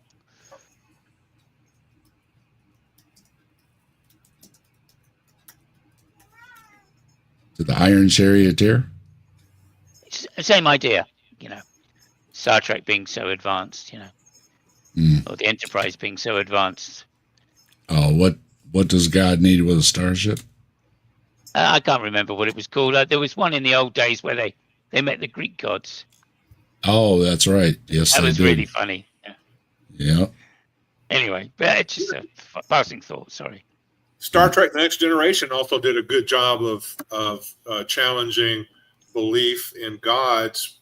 Because there was that one episode where they were worshiping Jean-Luc Picard as a god, and he said, "See, that's the problem with gods. You never know what they want from you." And that was the main critique there. And of course, I had to go, "Amen, Captain Picard," because he he really spoke the truth there.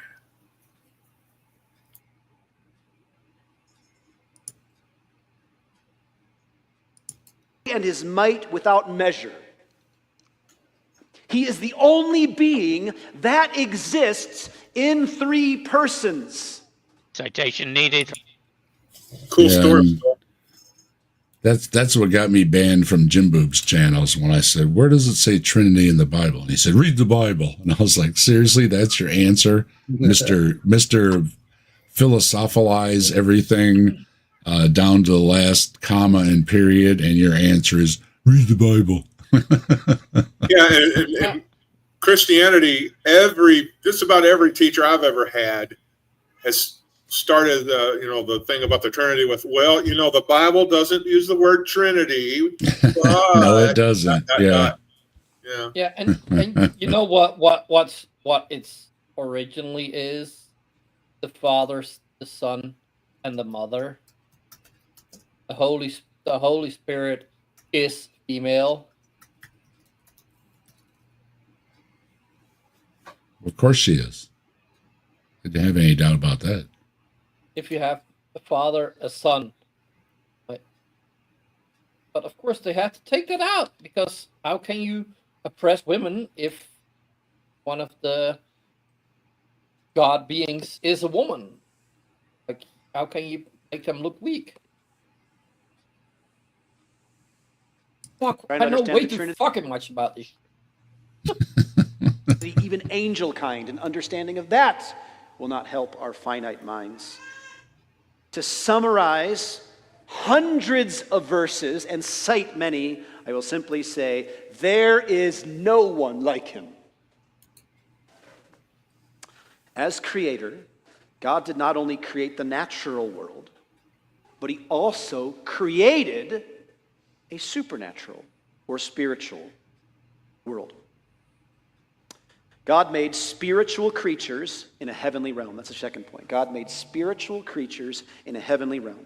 Just as God created this natural world and filled it with natural creatures, all animal kind, beasts of the field, fish, birds, insects, people, he likewise created a spiritual world and filled it with spiritual creatures.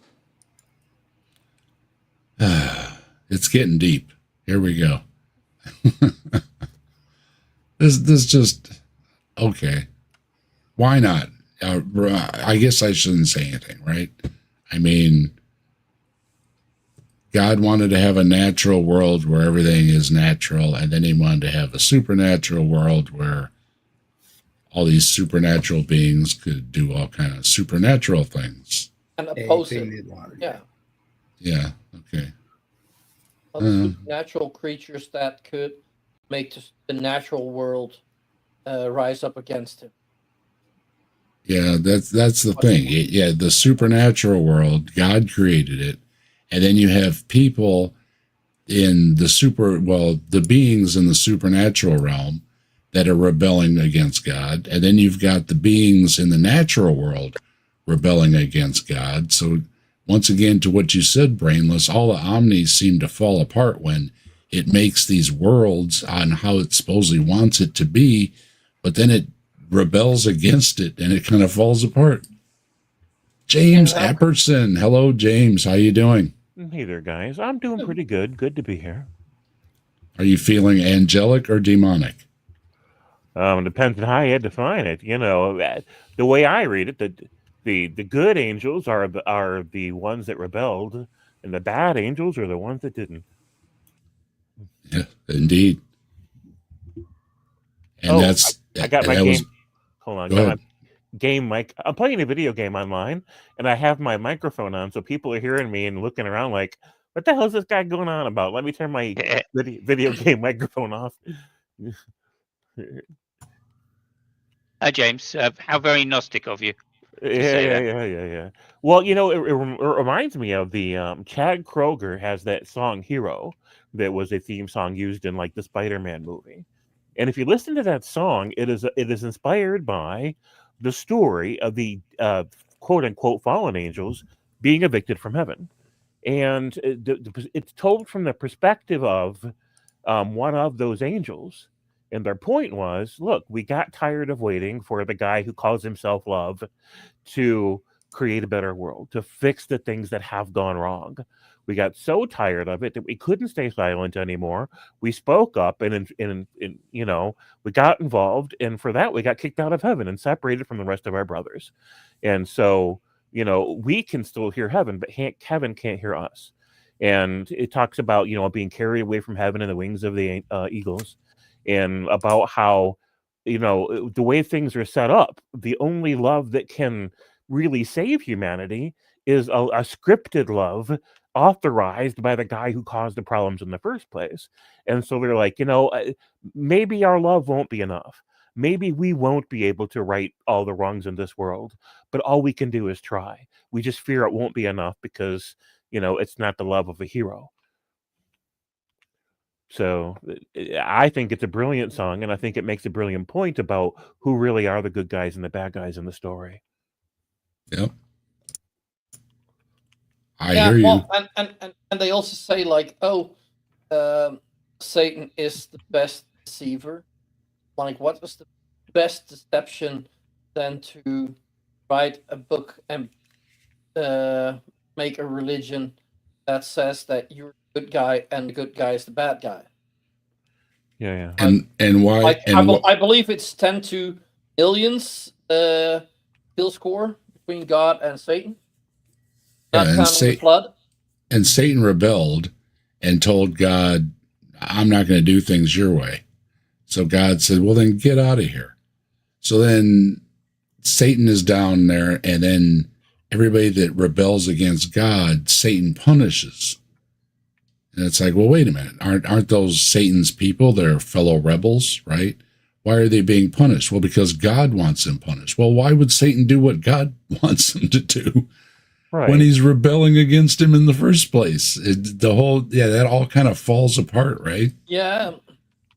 Yeah, Satan's not going to torture people that he agrees with. If they took his side of the battle, he's going to say, thanks for taking my side, right? Welcome to my humble abode.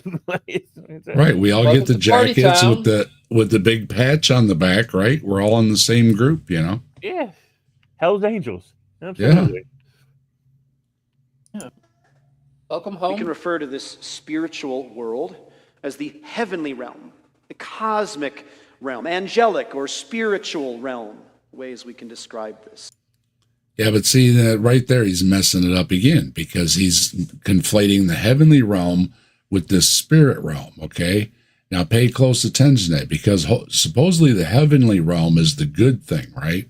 But he's going to demonstrate here the spiritual realm, as we're just mentioning, can have rebels and the spirits doing their own things, which isn't exactly what the description of heaven is, where you don't have to worry about anything, right? Right. These two in the Bible are often described as heaven and earth.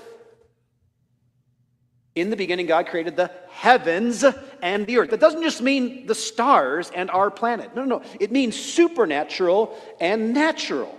Yeah, that isn't what's standing for truth, and all those other assholes say. They're talking about stars with the heavens, right? They keep changing shit. Why do they keep doing that? Mm-hmm. Well, because it has to suit his argument, because his argument is angels and demons. When Donnie Deals is doing it, he's trying to conflate, or trying to, I don't know, whatever the word is, where they're using science to try to justify. There's the word. They're trying to use science to justify their beliefs. Yeah. And hello, Jimmy Tux. Good to see you. Oh, hey there, Jimmy. And we have Jimmy, good to see you, mate. Nicole Spartan. All that matters is trying, be good and loving and kind. Not about gods or aliens or demons or heaven or hell. It's about empathy and understanding each other. Please. It's about how you manage your own life. Amen. No. Good question. Are we on number 2 yet, or is this number 2 part of number 1? This one still? Okay. Yeah, I don't know. So I want to make. He didn't put a thing. He should have put a ticker up on there. I know. Go ahead, James.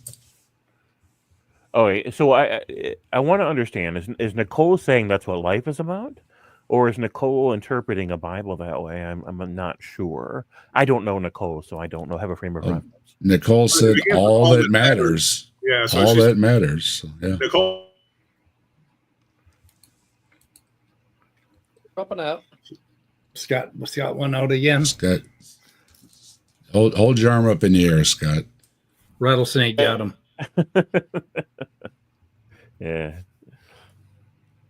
Yeah, the way I'm reading it, James, is it started out that all that matters is to be good, not about gods or aliens. Gotcha. Yeah. Scott, all we're getting is a bing from you. It kind of sounds like an old Pong game. No, Yeah, it sounds like one of very- those mouth organs, those Kentucky mouth organs. Oh yeah, the over mouth. Bow, bow, bow, bow, bow. Reminds me of the internet in the late 80s. AOL dial up. Yeah. The good old days. Yeah. Maybe if you left it hooked up all night long, you could download one song. The good old days. It's time to upgrade your Commodore 64 there, Scott.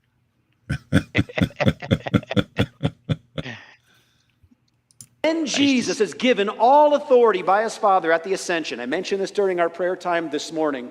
What did Jesus get? All authority. This is quoting Jesus in Matthew 28. All authority in heaven and on earth exists. Does that mean amongst the stars and also on the planet? No. It means the spiritual realm and the earthly realm. All. Okay, so you can blame Jesus for all the demonic stuff because Jesus has the power. He says Jesus has the power. So when a demon is getting away with something or possessing somebody or anything like that, Jesus had the power to do something about it. And I love the way he says it's either spiritual realm or earthly realm.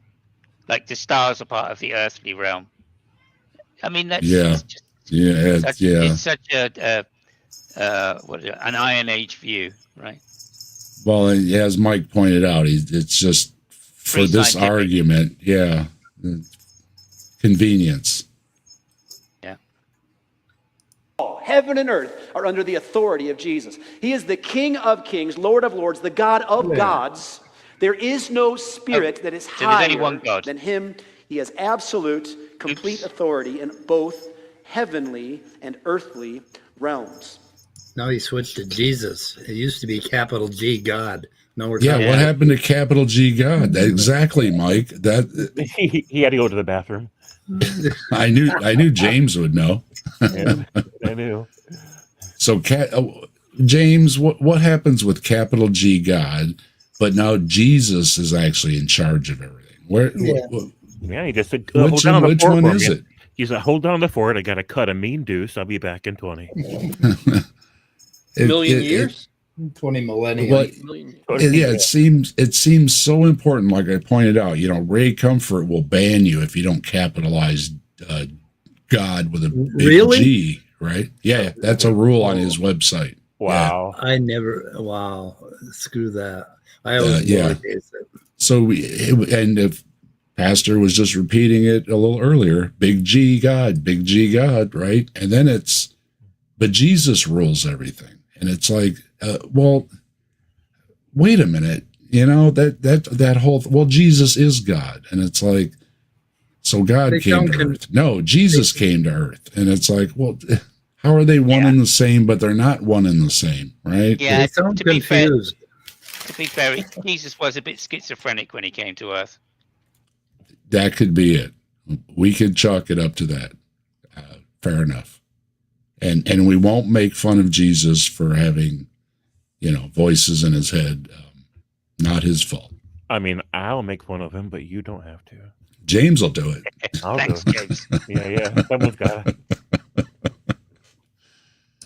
Yeah. And James Mind often does that on his channel and in his blogs. James is Merciless. James is merciless. He is. he's not mean or nasty, but he is very blunt, and I can appreciate that because. Oh, good. Well, if we're going to be blunt, then I think there's only one person that had more wood than Jesus, and that was the Holy Spirit when he saw Mary. Yeah. Yeah. Don't tell a Brit that you appreciate it if people are blunt. Uh-oh, what's it slang for? No, like it's a comedy speciality of the British. It's okay. not, it's Yeah. Irony. It's just a fact. Like, if you tell them that you like people being blunt, then like blunt is what you'll get. Blunt is what you'll get. I like the skit that was it Monty Python or something did about how polite the British people are when he runs them over on hits the guy on the bicycle with his car and everything, and he's like, oh no, that's all right and everything, and he's like, oh, you know your bike's all messed up and you're injured. Oh, don't worry about it. These things happen, and and he's just so overly nice and everything.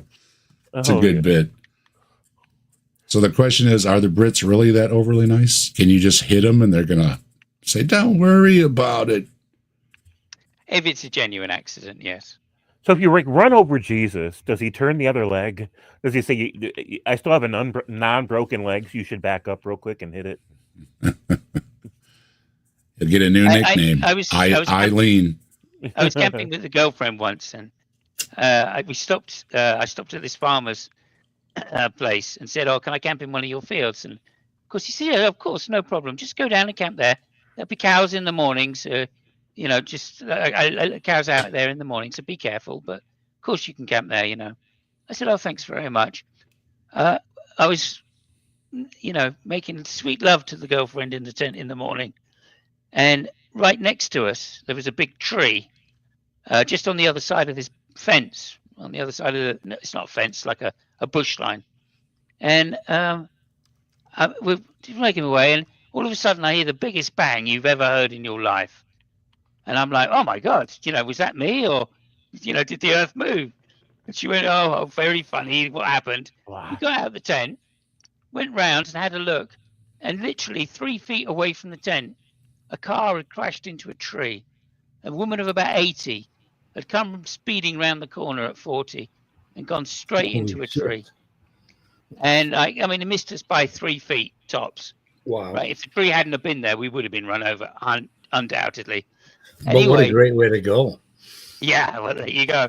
Anyway, so literally, I didn't even think about it. I just went to the car. She was still okay. She, I was wearing a seatbelt and the things went off and everything.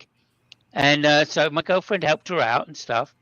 And I went off and got the farmer, and he brought his tractor down. And when I got to the farmer, I said, oh, this old woman's come around the corner. She crashed a car into a tree. And she told she needs some help, And he went, oh, not again. And I was like, oh, yeah, okay. So, I ran back to the car and stuff. By this time, the girlfriend had got the thing, and the farmer had sent an ambulance down and all this. And she was like, oh, I'm really sorry. I didn't know you were there. I was driving, and I didn't. I saw the tent, and I just panicked. And of course, my girlfriend and me saying straight away, she said, oh, look, don't worry, it's okay, we're fine, we're all right, it's no problem. So it is true. That kind of thing happens, Yeah. Well, that's good to hear. Why the farmer said, go put your tent there, so that tree's in the way. If he said put it down in the far corner because that'll be away from the cows. They don't go down there, type of thing. But I could have put it anywhere within like 30 or 40 feet. She wasn't pissed. She was just very old and couldn't handle the car going around a 90-degree corner. She was driving too fast, But there you go. That's a great story. Yeah. Just stop to think about this. Blow your mind in thinking about this. There is an entire other realm. We could call it another reality. We might call it another dimension that exists. It is another God-created ecosystem that coexists in parallel with our world. All right, Mike, how is another dimension an ecosystem to ours?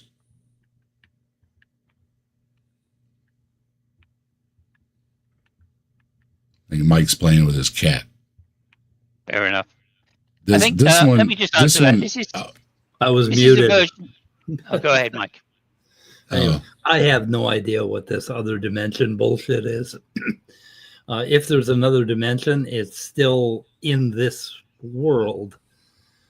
It's just another dimension. It's not a separate thing aside from the world. it's not an ecosystem, though, right? Not an That's- ecosystem, right? Yeah, those are different things. The ecosystem would be something unique to a certain area. It's Right. not a interdimensional thing. I don't know what the hell. This guy, what he'll do is he'll have the TV on in the background. It'll be dimension. Okay, I remember those words. Yeah, this other dimension shit came up in the 1950s in sci-fi movies, from like 1950, and there's another dimension, like there's another world in parallel to this one. That isn't how dimensions work. I'm sorry, you guys just suck it. Yeah, that one was, when I heard that the first time I watched this, I said, wait a minute, and I backed up and listened to it again, and I was like, yeah, that's what he said, ecosystem across dimensions. And I was like, that doesn't make any sense. At least it didn't make any sense to me. No, it doesn't make any sense. So is this still one? Are we still on one? I don't know. We need a thing. I need to get a ticker to put up or something. We need to Keep track. Yeah, because I if told this is everybody to one, get a man, pencil and paper out at the beginning, so you guys should be writing this I stuff did. down. I did. Mike's the only one that did. If he doesn't I'm know, waiting for none of us two. know. I'd had my pen in my hand the whole time waiting for number two. The thing is, they don't tell you this. We You got have to pay we got attention. Miss. Hold on, Scott. We got Miss Bumblebee buzzing through here, Hey, Bree. giving us a buzz. Hi, Bree. Go ahead, Scott. Hey, Bree. Oh, I was Go just ahead.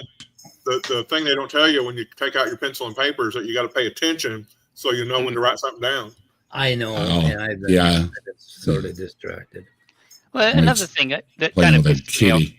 Another thing that kind of pisses me off about this kind of preaching, right, is this kind of like hypocrisy, really, because on one hand they say, well, science can't investigate God. You can't prove God with science. That's a stupid thing to do. And yet they're very quick to say that demons and angels interact with the world all the time. Yeah. Right? And this is just hypocrisy. If they do interact, then science can have some say on it.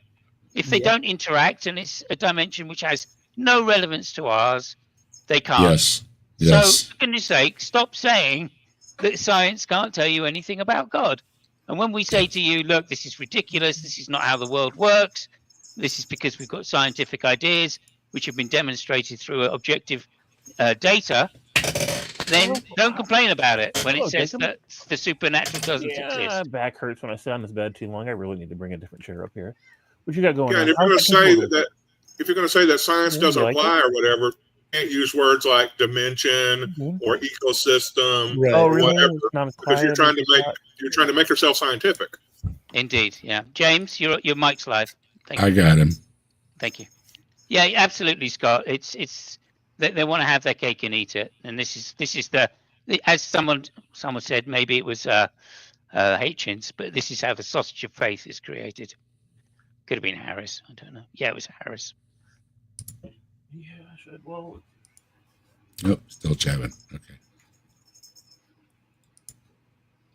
This is mind-numbing if you think about this.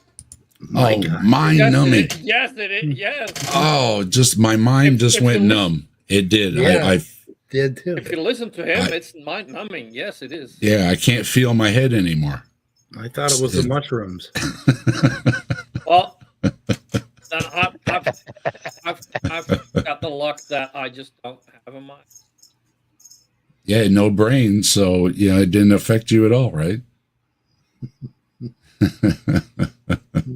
Number 2, for God's sake. Where's number 2? Sons of Mice, hello, how you doing? Good to see you. This is incredible to pause and to ponder. The Bible tells us that while the spiritual realm is invisible to us, our natural eyes can't see it. It is every bit as real. Now, just an important thing I want to make sure you're hearing there. God did not... Well, as Simos just pointed out, if it's as every bit as real, then you should have a way to demonstrate it, but you do not. Exist in the spiritual world and then create the natural one. God created both the spiritual and the natural world. He is outside of both.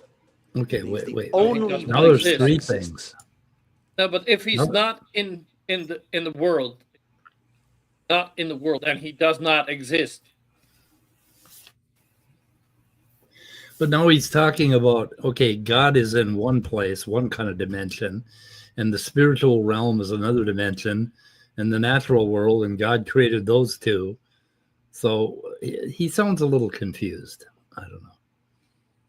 I'm trying to get my mind around. I'm trying to connect the dots there. Yeah, you think that God would be in the spiritual realm, but God's not in the spiritual realm either. Yeah. That's a separate realm too. He made it. Yeah, he made it with this. Yeah, with the natural world. So like God is just out there, making dimensions left and right. But where the hell is he? Well, don't Christians always say that God is in the spiritual realm? James, you've probably wrote on this. Are you back? Oh yes, I'm back. Yeah, your mic was hot, so I muted you there. Yeah, sorry about that, guys. No problem. Yeah, isn't the argument you usually hear that God is in the spiritual realm? Well, that's because when they say that, he's visiting. And so he's not always there. So when they say he's in a different dimension, he moves around a lot. He's got places to go, things to do, likes to travel around. How can he be moving around if he's everywhere? That's a good question. Oh, now my mind's numb again, brainless. you blew my mind. But like, I just love saying the simplest things, like and their whole argument falls apart. Like I'm pointing that out. Next time they say he's in a specific place, I'm pointing that out. I'm going to be like, look, your God's so fat, he's everywhere. Yeah. And we got Al Trucker in here. Hey, Al. Al with the hellutations. I'm guessing that you voted in the poll that you're demonic. Maybe. Probably. He's pure demon. Yeah. Let me just address something a second, if you wouldn't mind giving me a mind. Look, Top G there. If you have mystical experiences, that's fine, but they are, as Hume said, necessarily first-person experiences, and we have no way to access the reliability or truth of those experiences. You can have them and not be religious. You can have them and believe in gods. That's perfectly true. Unfortunately, the number of gods you can believe in while having these mystical experiences are many, very many, and most of them you think. And let me finish. And most of them you think are false. If you think most of them are false, then you're just not being skeptical enough about your own mystical experiences to determine whether they're true or not, especially if they're true about the right God. So I'm afraid to say statistics are against you. Other people's experiences are against you. And if all you've got is your own personal experiences, then that's simply, not good enough for other people to believe it. I'm glad you have them. I'm glad you think they're important. I'm glad you think they give you truth. But unfortunately, nobody else can take that position from your personal experiences. That's it. Go ahead. So the problem is the way we're talking about mystical experiences. When I have an experience of being confused, or I have an experience of being having anxiety, or having a pain in my foot. Those experiences are true. They're all true experiences, right? But what people talk about is an experience that leads you to something outside of yourself. Like I'm having an experience of seeing God outside of myself. That's a different thing. Mystical experiences aren't like that. They are something that happens to you, and they're almost ineffable, very difficult to talk about, but it's an experience that happens to you. And of course it's a true experience because you fucking had the experience, right? But going ahead and thinking that it told you about something outside of yourself, that there is something out there that you found in your mystical experience, like DMT people, right? They're famous for thinking these little robot figures that appear in your mind are real. That is the bullshit part, right? And that's not, like, if you look into what Buddhism and the last 4,000 years of Eastern religion have said about mystical experiences, it has nothing to do with finding things outside of yourself. It has to do with having an experience. Did I make that clear? Like, I've had mystical experiences, and I'm a fucking hard atheist, right? But I have had these experiences, and I know what they're like. And if they lead to any truths, it'll be a truth about my personality or about some shitty thing I did in my past or how I plan to do something in the future. But it's all me, and it's in me. It has nothing to do with anything outside of yourself. So I don't know what you're talking about, Top G. Mystical experiences are about a non-dual state. Yeah, right. So it's not necessarily about something outside, right? It's a non-dual state of consciousness. Basically, where you kind of lose track of yourself. That's what it's like. Anyway, I guess we agree. Sorry. Well, the point he disagreed with me, that I'm still disagreeing with him, is that not everybody, a lot of people draw completely contradictory conclusions from their mystical experiences. Right, that's the problem. And that shows one thing, which is they can't be relied on as telling you anything about the outside world, or even your state of consciousness regards the outside world and what is objectively true.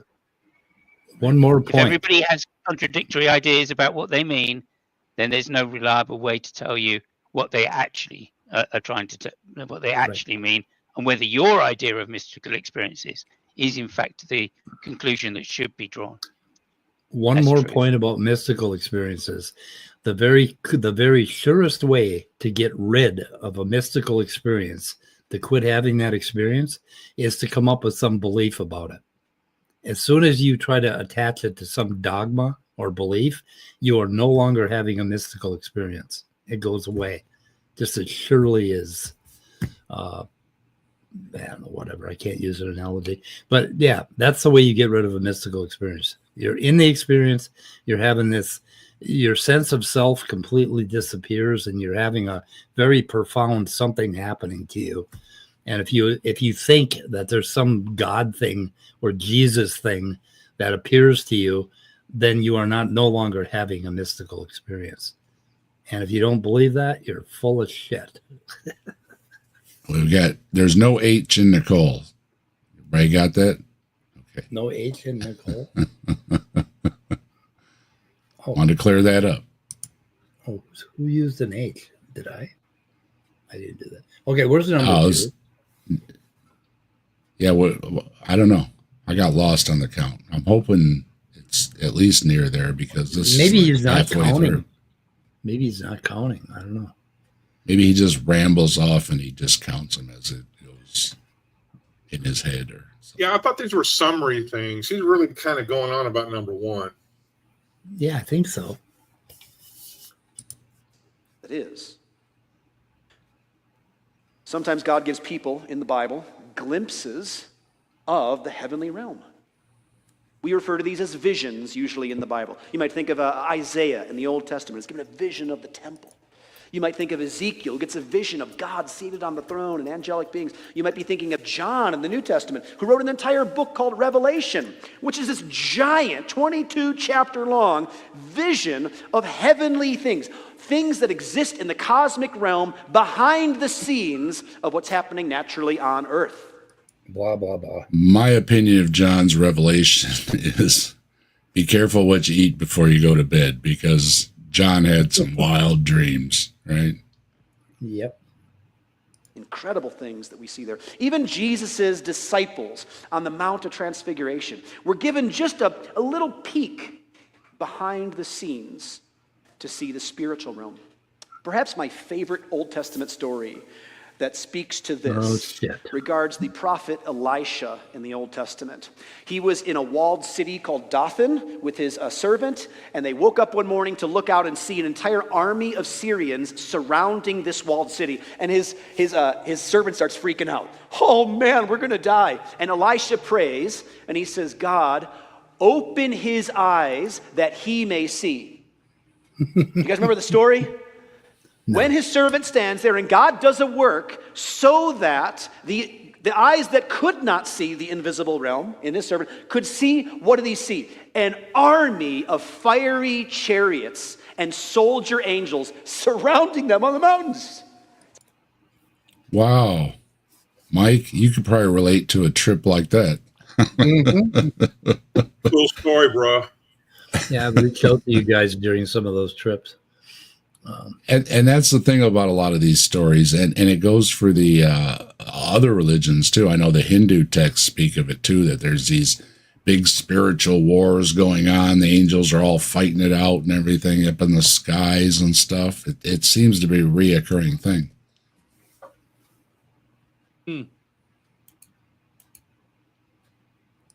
What you just said, like, I think.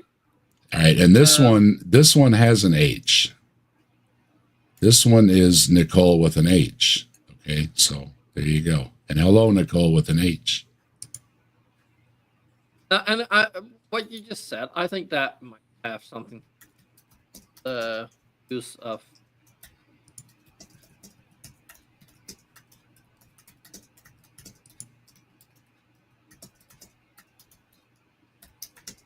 Awesome.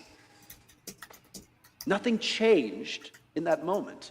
Except now the servant could see what was always there.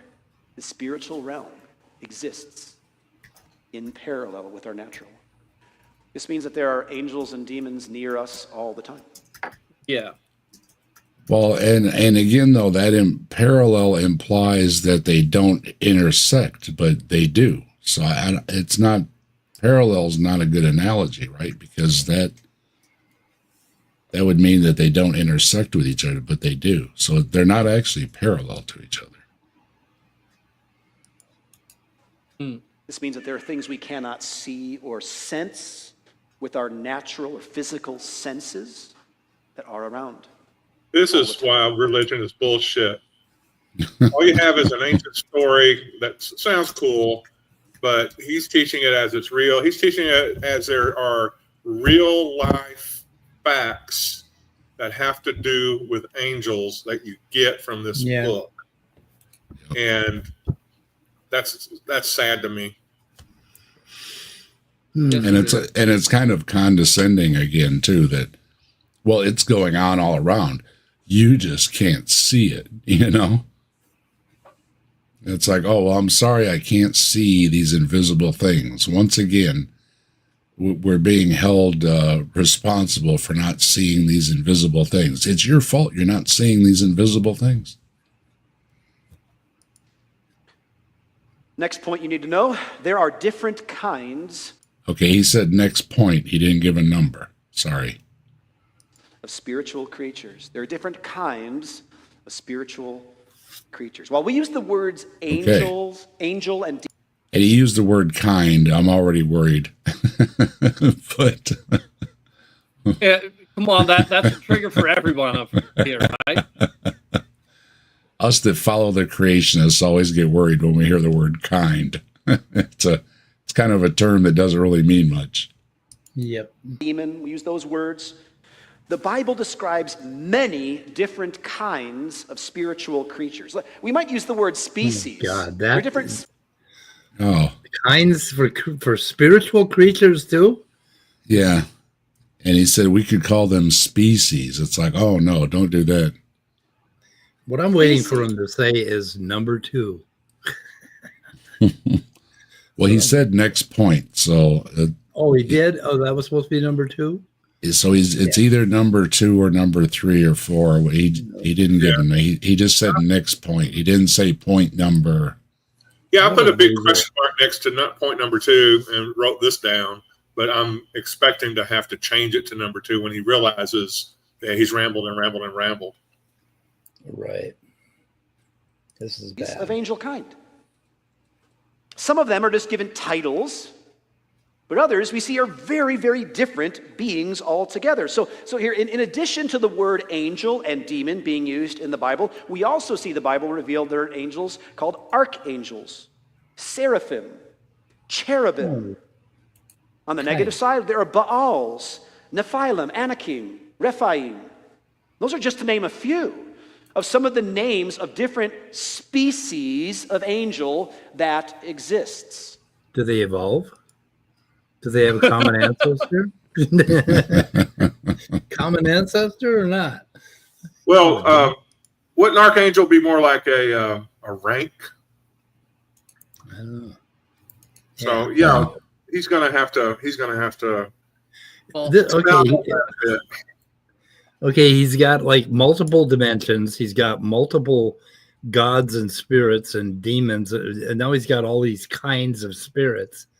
I mean, like he has really, really got a complicated little idea in his head. Yahweh's been accused of being a war god, and this sounds like military, right? He's got the generals and the colonels and the foot soldiers. Yeah. But and also, like, if you're a bit of a naughty boy, like, you gotta watch out for the narc angels. Oh, watch out for the narcs. That's right. Narc angels, yeah.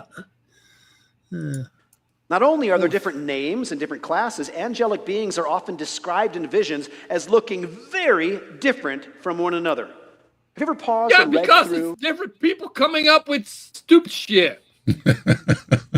No, people don't hallucinate the same thing, you stupid fucking cunt.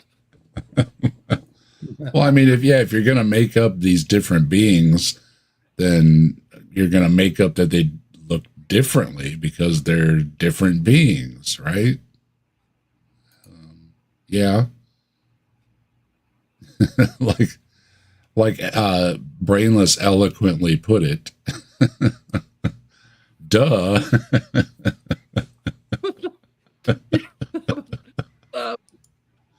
Some of those visions of the Old Testament. In fact, one thing that's fascinating to do, and you can do it this afternoon, you could go home and just copy paste some parts of Revelation or Isaiah or Ezekiel of the description of those spiritual beings, drop it into an AI generator, an image generator, and see what pops out. Craziness.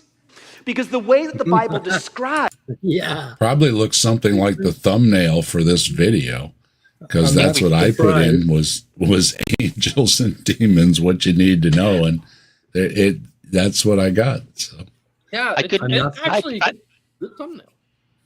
I couldn't agree more with him.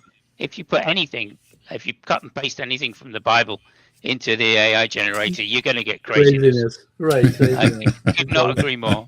yeah, I kind of missed that obvious point.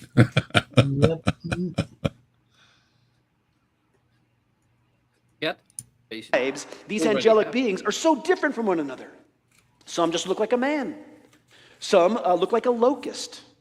Some have faces on. Angels look like locusts? Scott? Well, I don't know if they're called angels. They're just called, they're just creatures that plague the earth during the time of tribulation. So I don't think they're ever called angels. I'll look into that real quick, but he's just basically thinking all of these weird creatures are spiritual beings, maybe not really angels, just spiritual beings, but they're described that way but I don't know what point he's trying to make with that. He's just trying to wow everybody, so they'll keep coming and contribute to the offering plate. If I sound cynical, you're probably right. Yeah. Yeah. Well, we've all been I there. already made that point earlier. Brainless made it eloquently. Yes. Everybody clip it and replay it. And don't forget, Captive Desk now has memberships. You can now join and you can get emojis. We'll have member streams, all that kind of good stuff. So if you want to be able to spam the chat with Bigfoot emojis, hit the join button. Got all kind of great emojis in there, and feel free to spam away. And to all the new members, welcome. This guy really sucks at numbering things. On all sides of their head. Some have 6 wings, and somehow they're still flying. 2 are flying, 2 are covering the face, 2 are covering their body. Some have the face of a bull. Some have the face of an eagle. The whole Bible describes. Or maybe it was just a bull, or it was an eagle. I wonder if that was epigenetic adaptation is what he's talking about. I don't know.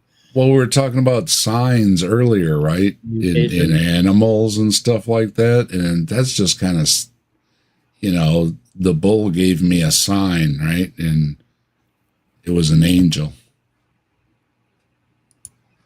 These angelic figures in very, very unique and different ways. Some have eyes covering their entire body.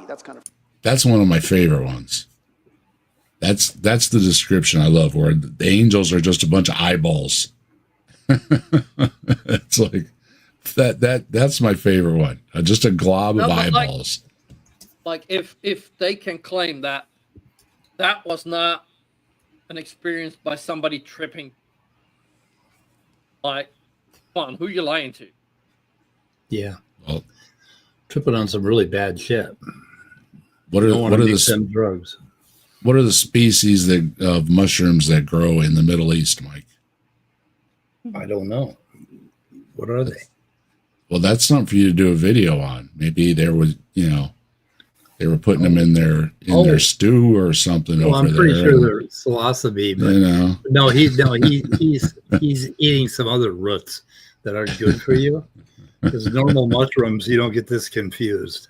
It's pretty fucking confusing. Freaky. And why are even demon kind? Daniel saw serious that's named that uses the name Top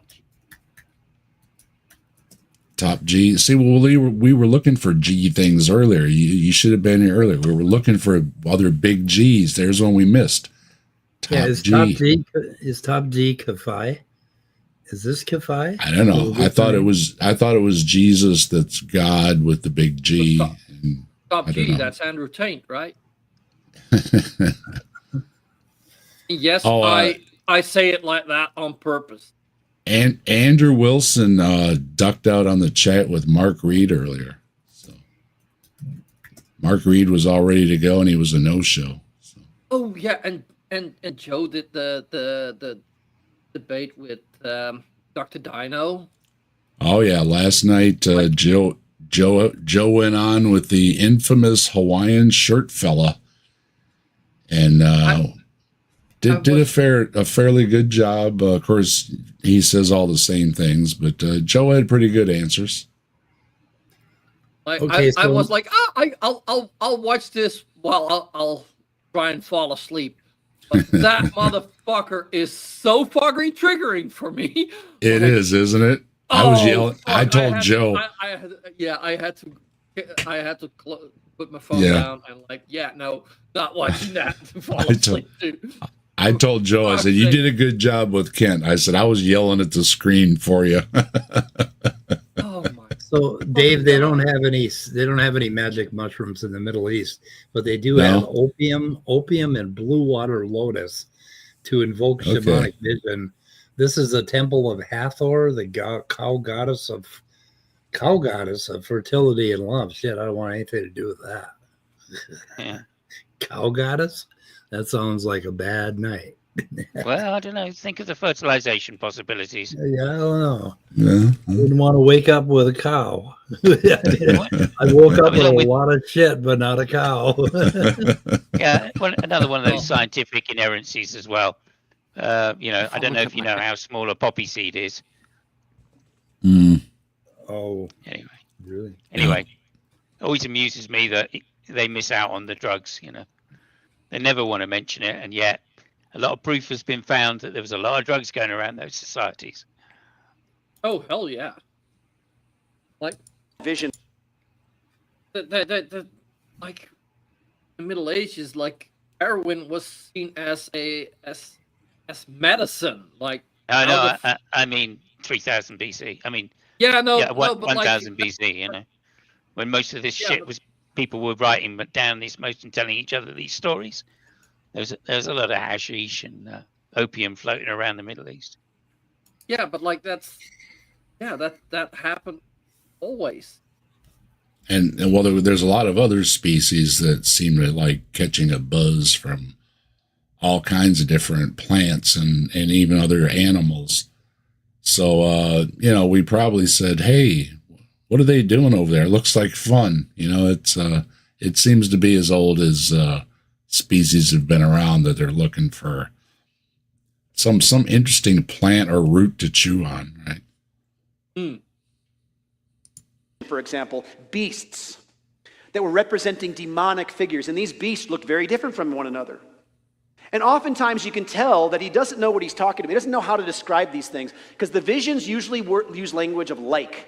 Well, he's like a lion, it's like a bear, it's like a leopard with 4 heads, it's like a dragon. The throne was seated on something like glass, but there was something like a rainbow made of emeralds. This is the way that heavenly visions are described. Yeah. Yeah. Yes, indeed. Yes. And we have George J. just became a member. Welcome, George. Have another puff, dude. I'm gonna have to get a little intro thing like Slim has, Brainless.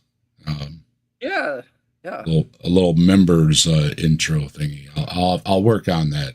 For the members, I just started last week, but we will get things together for the members.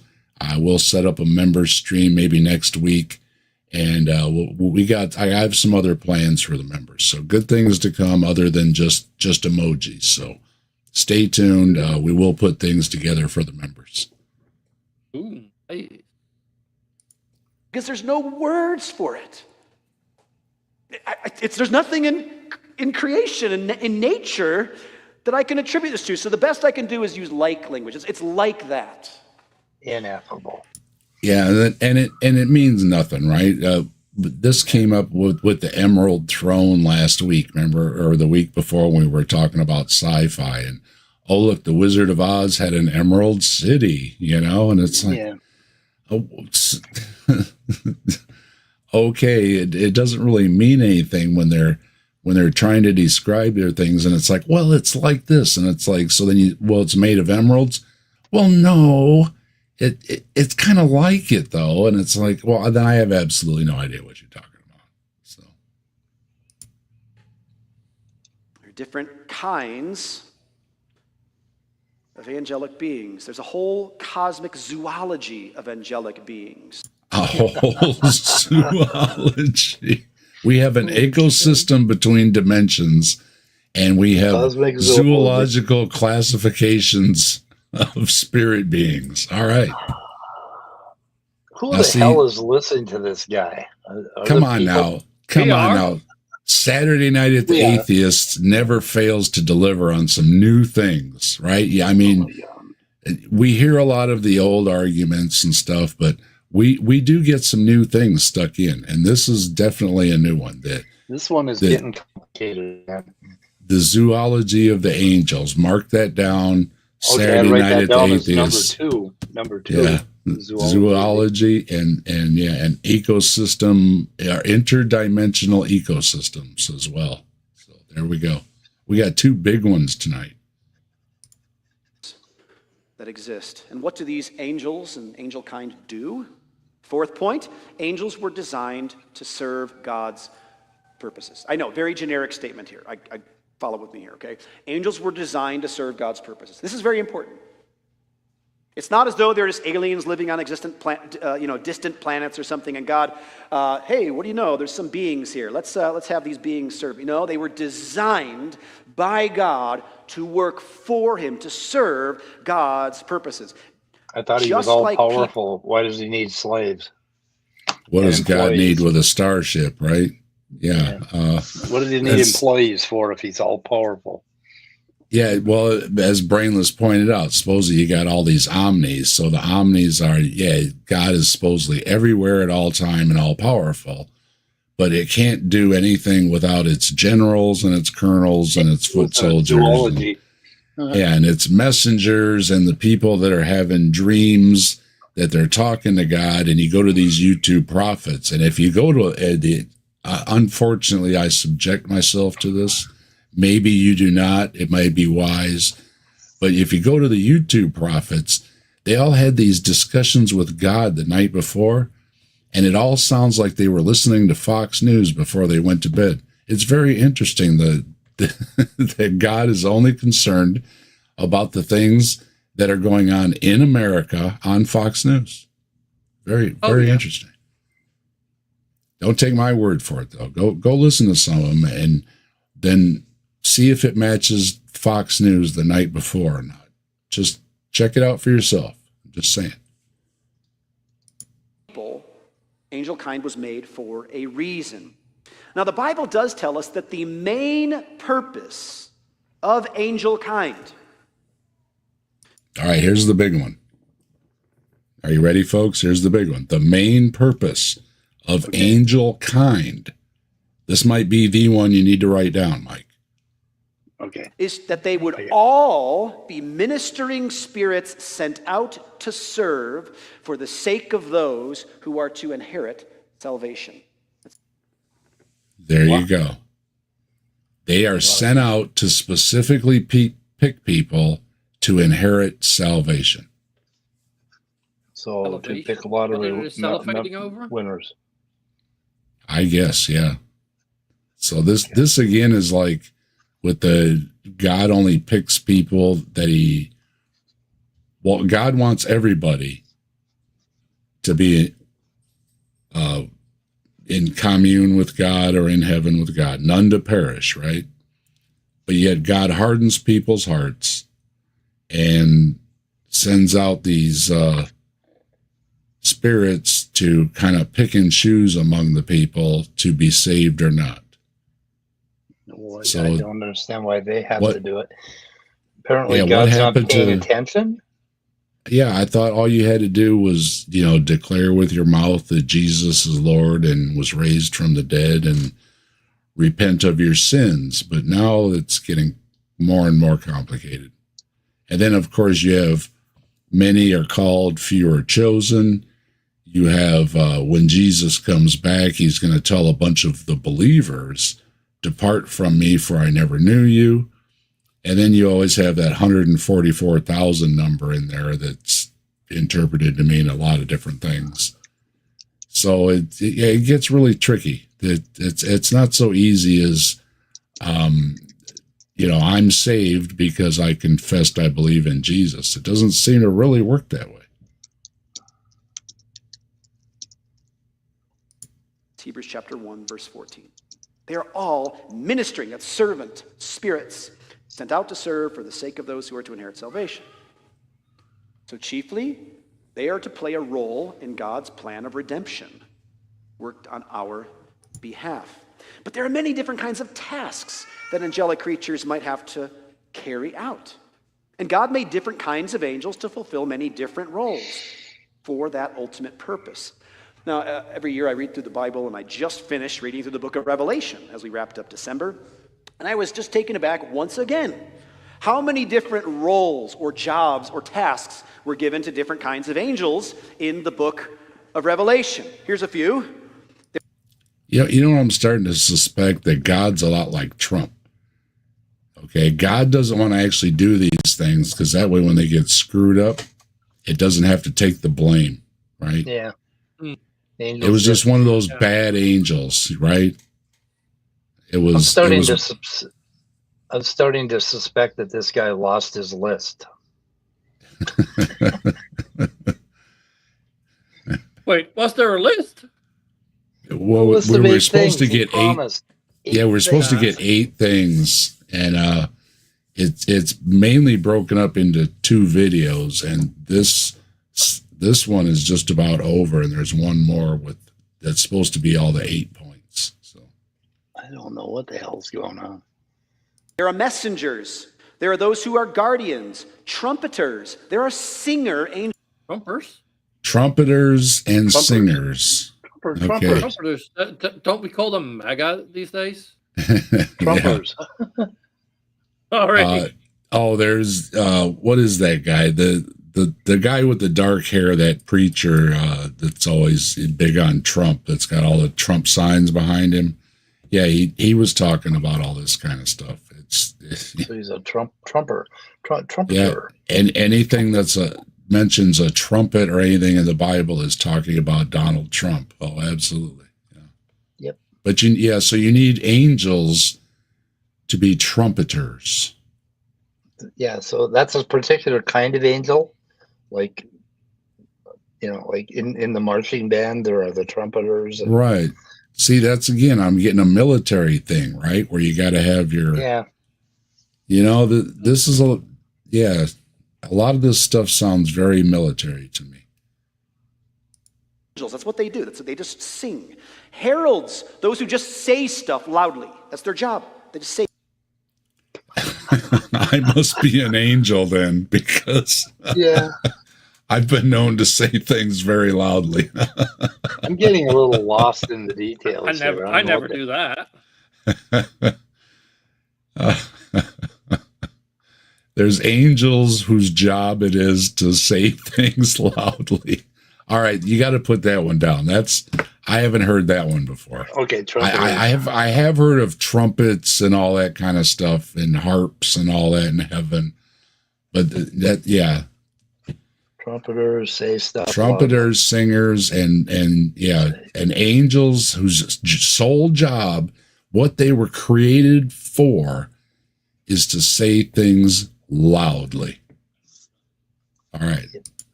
Sounds like a megaphone. There are generals, commanders, and soldiers. See, there's generals, commanders, and soldiers. See, yep. He's not a war god. Yeah, not in any way, right, Brainless? This definitely reads like a war god scenario and a story, and whoever the person was. This person, reads like they're in the military or something like that, right? That they see the world this way, right? Everybody in their rankings, everybody in their specific jobs, right? Yeah. There are those who hold bowls of wrath or judgment. Some control the wind. Others had dominion over the wind. There we go. Wind gods. I always try to hold my wind, but it doesn't always work. The other ones have bowls of wrath. Is that what he said? Bowls? Bowls of wrath. Yes. Okay, bowls probably of wrath. So they can pour it out, I'm guessing. Bowls of wrath. I haven't seen that one. Well, Conan the Barbarian learned about the wind god because in Conan he said, "Who do you pray to?" And he says, "I pray to Crom," and he says he lives up on the mountain and everything, right? And the other one is his partner there. He says, "Well, my gods are the four winds. It's more powerful than yours. It's up above your god." For the sea or rivers, some over sun or moon or stars. Some served literally as... There's angels of the sun, the moon, and the stars. And thunder angels too, probably, and right? Thunder angels? Well, yeah, because my grandma used to tell me when the thunder was going off, that was angels bowling. Oh, bowling balls of wrath. Yeah, Done. Yeah, see? Yeah, bowling balls of wrath. There you go. Yeah, the angels are bowling, and that's, I'll tell you what, I heard one this morning. Speaking of, first thing this morning, we had a big crack. It was nearby. the dogs were all coming up and freaking out and everything. Oh, And it was like, good morning. do you know what happened in St. Paul? I think a couple of nights ago, lightning struck the steeple of a church and blew it up and burned it. And the pastor was on the news today saying how he had faith in God and he was holding service outside in front of his burned down church. But I'm thinking, okay, if God threw a lightning bolt at the steeple of your church, I think you ought to do some self-reflecting. Yeah, and the lightning rod didn't work. Yeah, no shit, it just burned the church. I've got a video clip of it. I might play it on on a future stream, but I thought it was hilarious. It's like, Maybe they should meet across the street from the church. Yeah, right. Yeah.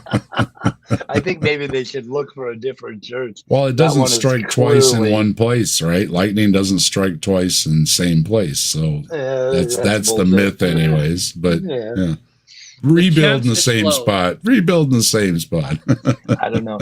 I think self-reflection is in order for anybody whose church gets struck by lightning. Oh, there was one of those pastors in Florida, I think, that was saying that New Orleans was flooded because of their sin, or one of those kind of things during one of the storms. And then lo and behold, it was like next year, this pastor in Florida, his neighborhood was underwater. You gotta wonder what the hell was going on in that church a couple days ago. Orgies, of course. They probably had some altar boys there. Probably. Prison guards over demons.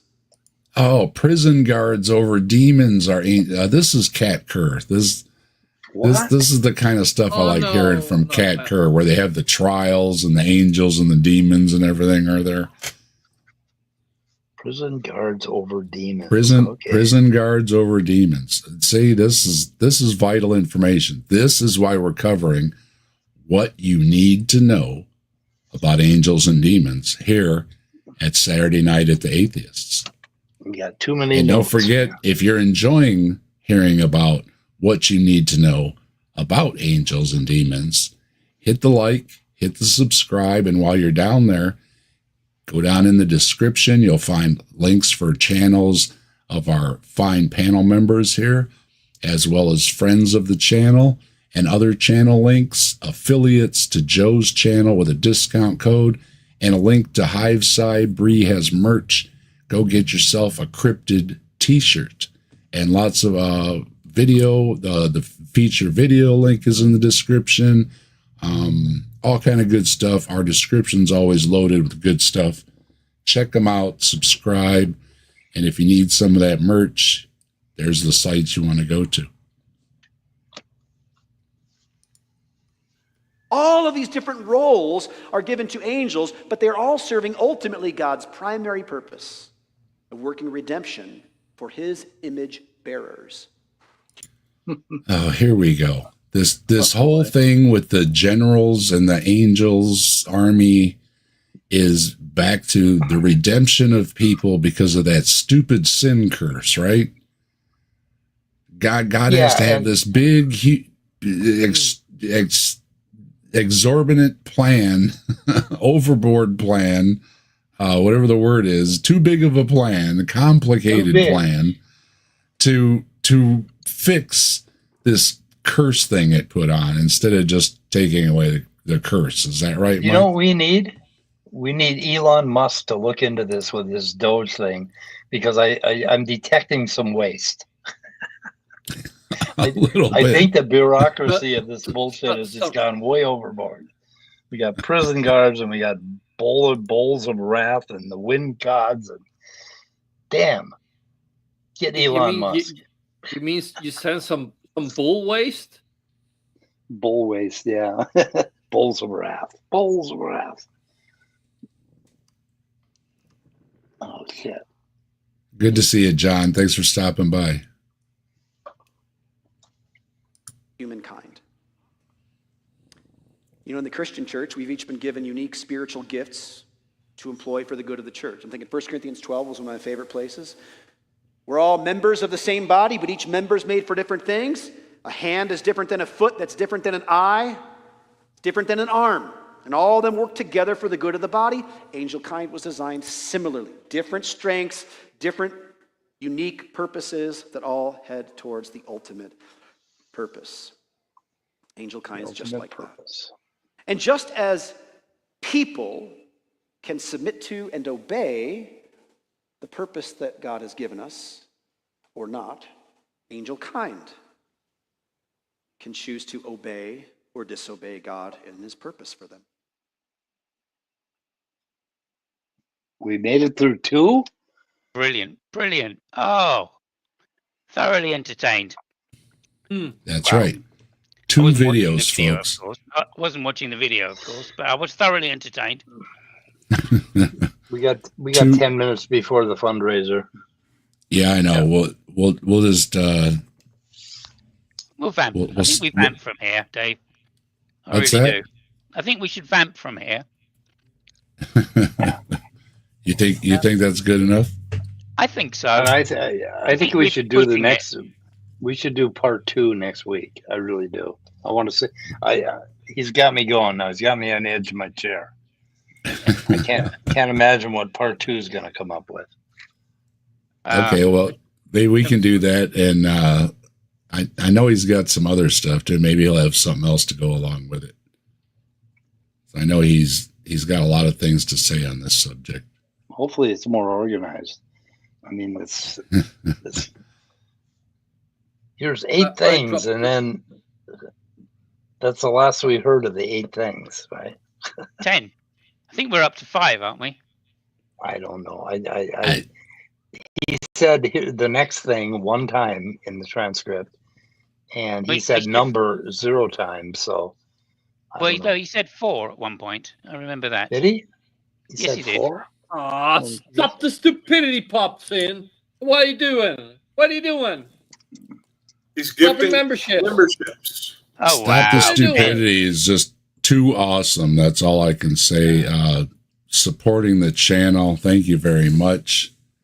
Thanks. 10 more captive desk memberships this evening. That's just awesome. We've got, let's see, Brojo can now spam us with emojis. Rochelle, Austin, Alma, Dog. Tell that dog he's got emojis. The Caterpillar, awesome. Mage, Logan Fisher, Tristan, and Hecklek. How do you gift memberships? Like, do you pick the people that you give gifts to? No, it randomly does it. Random. Yeah, everybody, big shout out in the chat for Stop the Stupidity. Put some kind of love in the chat for him, or a footprint or something. That's right. Let's drop a bunch of hearts for Stop the Stupidity. Much appreciated. And spam us with those emojis. Look at those emojis. Look at those great emojis I got. We've got Mothman. We've got the Believe in Bigfoot. We got the Heart Bigfoot. We got the Yeti. We got the footprints. And we have Bigfoot Jesus. I mean, what more can you ask for? Well, something that might be useful for people that have not found the yet. Link to Ark Encounter Protest Fundraiser. Yet. Oh, he did say 4th point. He did say 4th point? He did, yeah. Angels were designed to serve. You know me, Dave. I don't lie. I don't lie. Yeah, but I don't trust you, to like. Oh, thank you so much. Come on, who trusts? I mean, I trust you not to lie, but I don't trust you to actually be listening, paying attention. Okay, that's fair enough. Yeah, that's fair enough. 500. I have 506 of the best subscribers on YouTube. That's what I've got. Beautiful. Oh, 2nd point. I found 2nd point and I found 4th point. But no 3rd point. Well, we can come back to it. I had that one guy set up for next week, but if you want to do a 2-parter on this guy, we can come back next week. We'll have a little more time to. I want to see because we started early tonight because Joe is having his fundraiser for the Ark Protest in about 10 minutes. So we're going to wrap things up in about 10 minutes so we can all go over. Hopefully all of you will come join us and go over there and help support Joe. And you'll learn about all the things going on. And he's going to have people stopping by that are guests, going to be guest speakers there to stop by and Stop the Stupidity is just too awesome. We've got 5 more gift memberships. Love you, Stop the Stupidity. Thank you very much. Gonna make me get emotional. We've got Ryan Donovan, Deviant Outcast, Ryan the Blaster Master, Agent X, and Vaughn are all members now too. And again, we've got emojis. We're going to have member streams. And if you, let's see, we have the 2 levels too. We have the desk drawers and we have the desk files. If you step up to the desk files, you'll get extras like getting to see videos before anybody else does. So they'll be released to that level of the members to get to see them first. And like I say, I just setting all this up, just learning about all this stuff.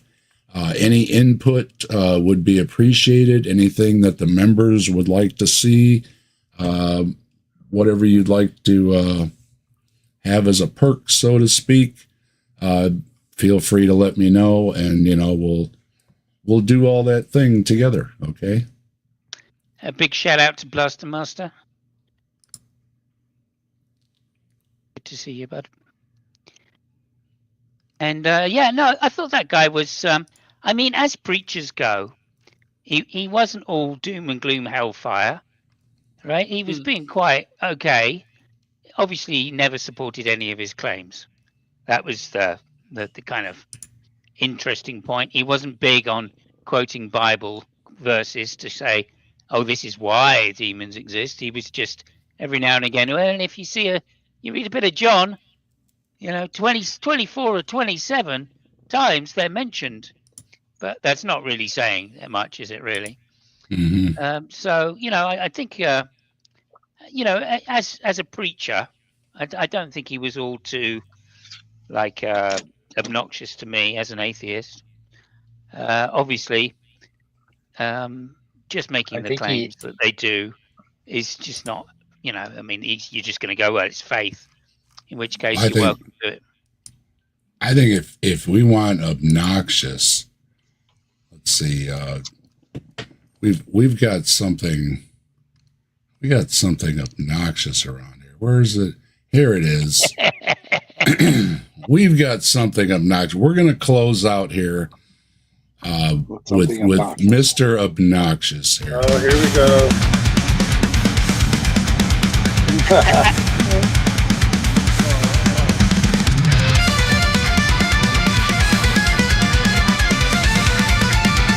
No such thing as an atheist. You guys do not exist. Hey, answers in atheism, and that desktop idiot, and that desktop idiot, and that desktop idiot. You're a fool.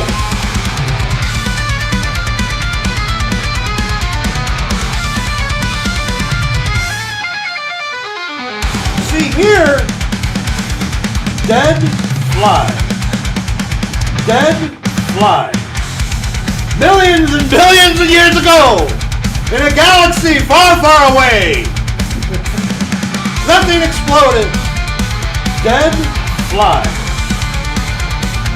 You call me crazy. Plan of thy destruction. Wait a minute, am I reading the right thing?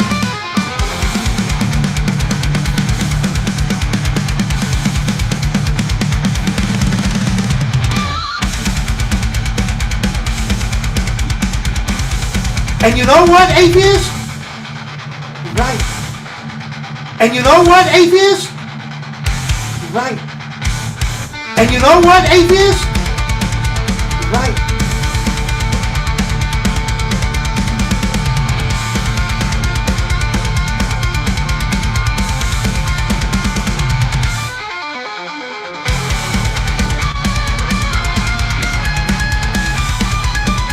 Oh, you atheists, especially that one desktop idiot.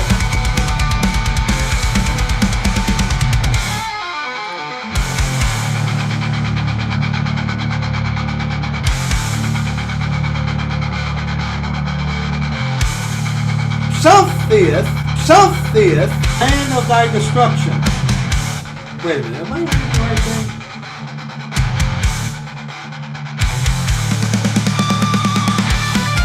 On you. That's why I say, hey, have a great time. Hey, there, Answers in Atheism or Atheist, whatever you are. Oh, you atheists, especially that one desktop idiot. And you know what? They're atheists. You're right.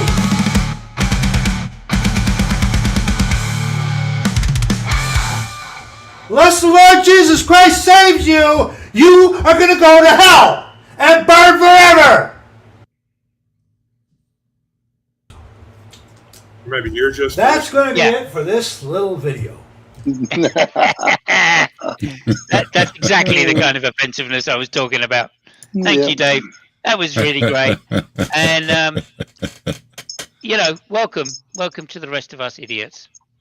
Yep. You've officially made it to the I'm the highest desktop level. idiot, and the Answers in Atheism idiots down over there.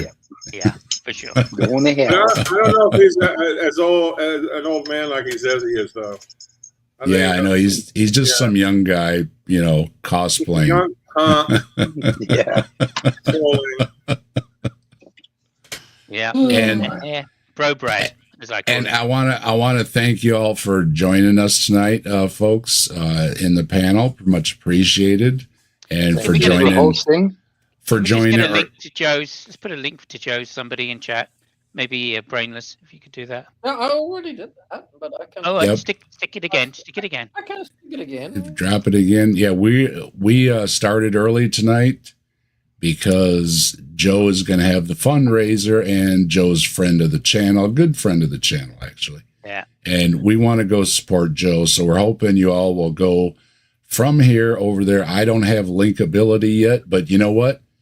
More subscribers, I'll get there, and we'll be able to direct link you, okay? And I love all you. Appreciate all the new subscribers, and especially all the new members. Thank you very much. We're going to have lots of fun with the membership thing as well.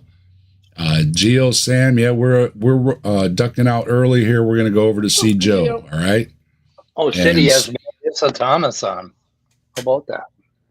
Yeah, he's going to have guests over there and everything. So let's see. We got, it's that time, folks. So we're going to wrap things up. And like I say, this week we'll work on a members stream. And I'm also doing a thing in the evening with the Night Watch. So watch for me in the evening sometime as well, doing the Night Watch, where we can hang out in the evening and look at a few shorts and check out some of the short videos and kind of roll through those and have a good time doing that. And again, members, there's something you'd like to do. Is there a good day to have a member stream, anything like that? Any input? Let me know. We'll work together and have some fun doing all that. And with that, let's go over and see Joe. Thanks, everybody, for being here. Thanks, everybody in the chat. And we'll see you next week here at Saturday Night at the Atheists. All right? Say goodbye, everybody. Good night. Bye, everybody. Yeah, goodbye from my demons. Yep. If anybody sees any demons, by the way, be nice. Be nice. The poll ended up with, we have 15% that are angelic, 30% that are demonic, and 55% that hail Bigfoot.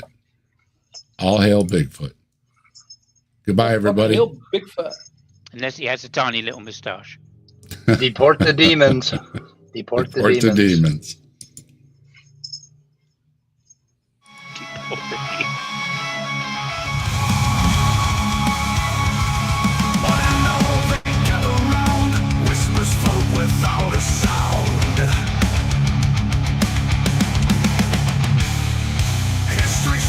Tales of the Lord knocking at the captive desk's door. Roar!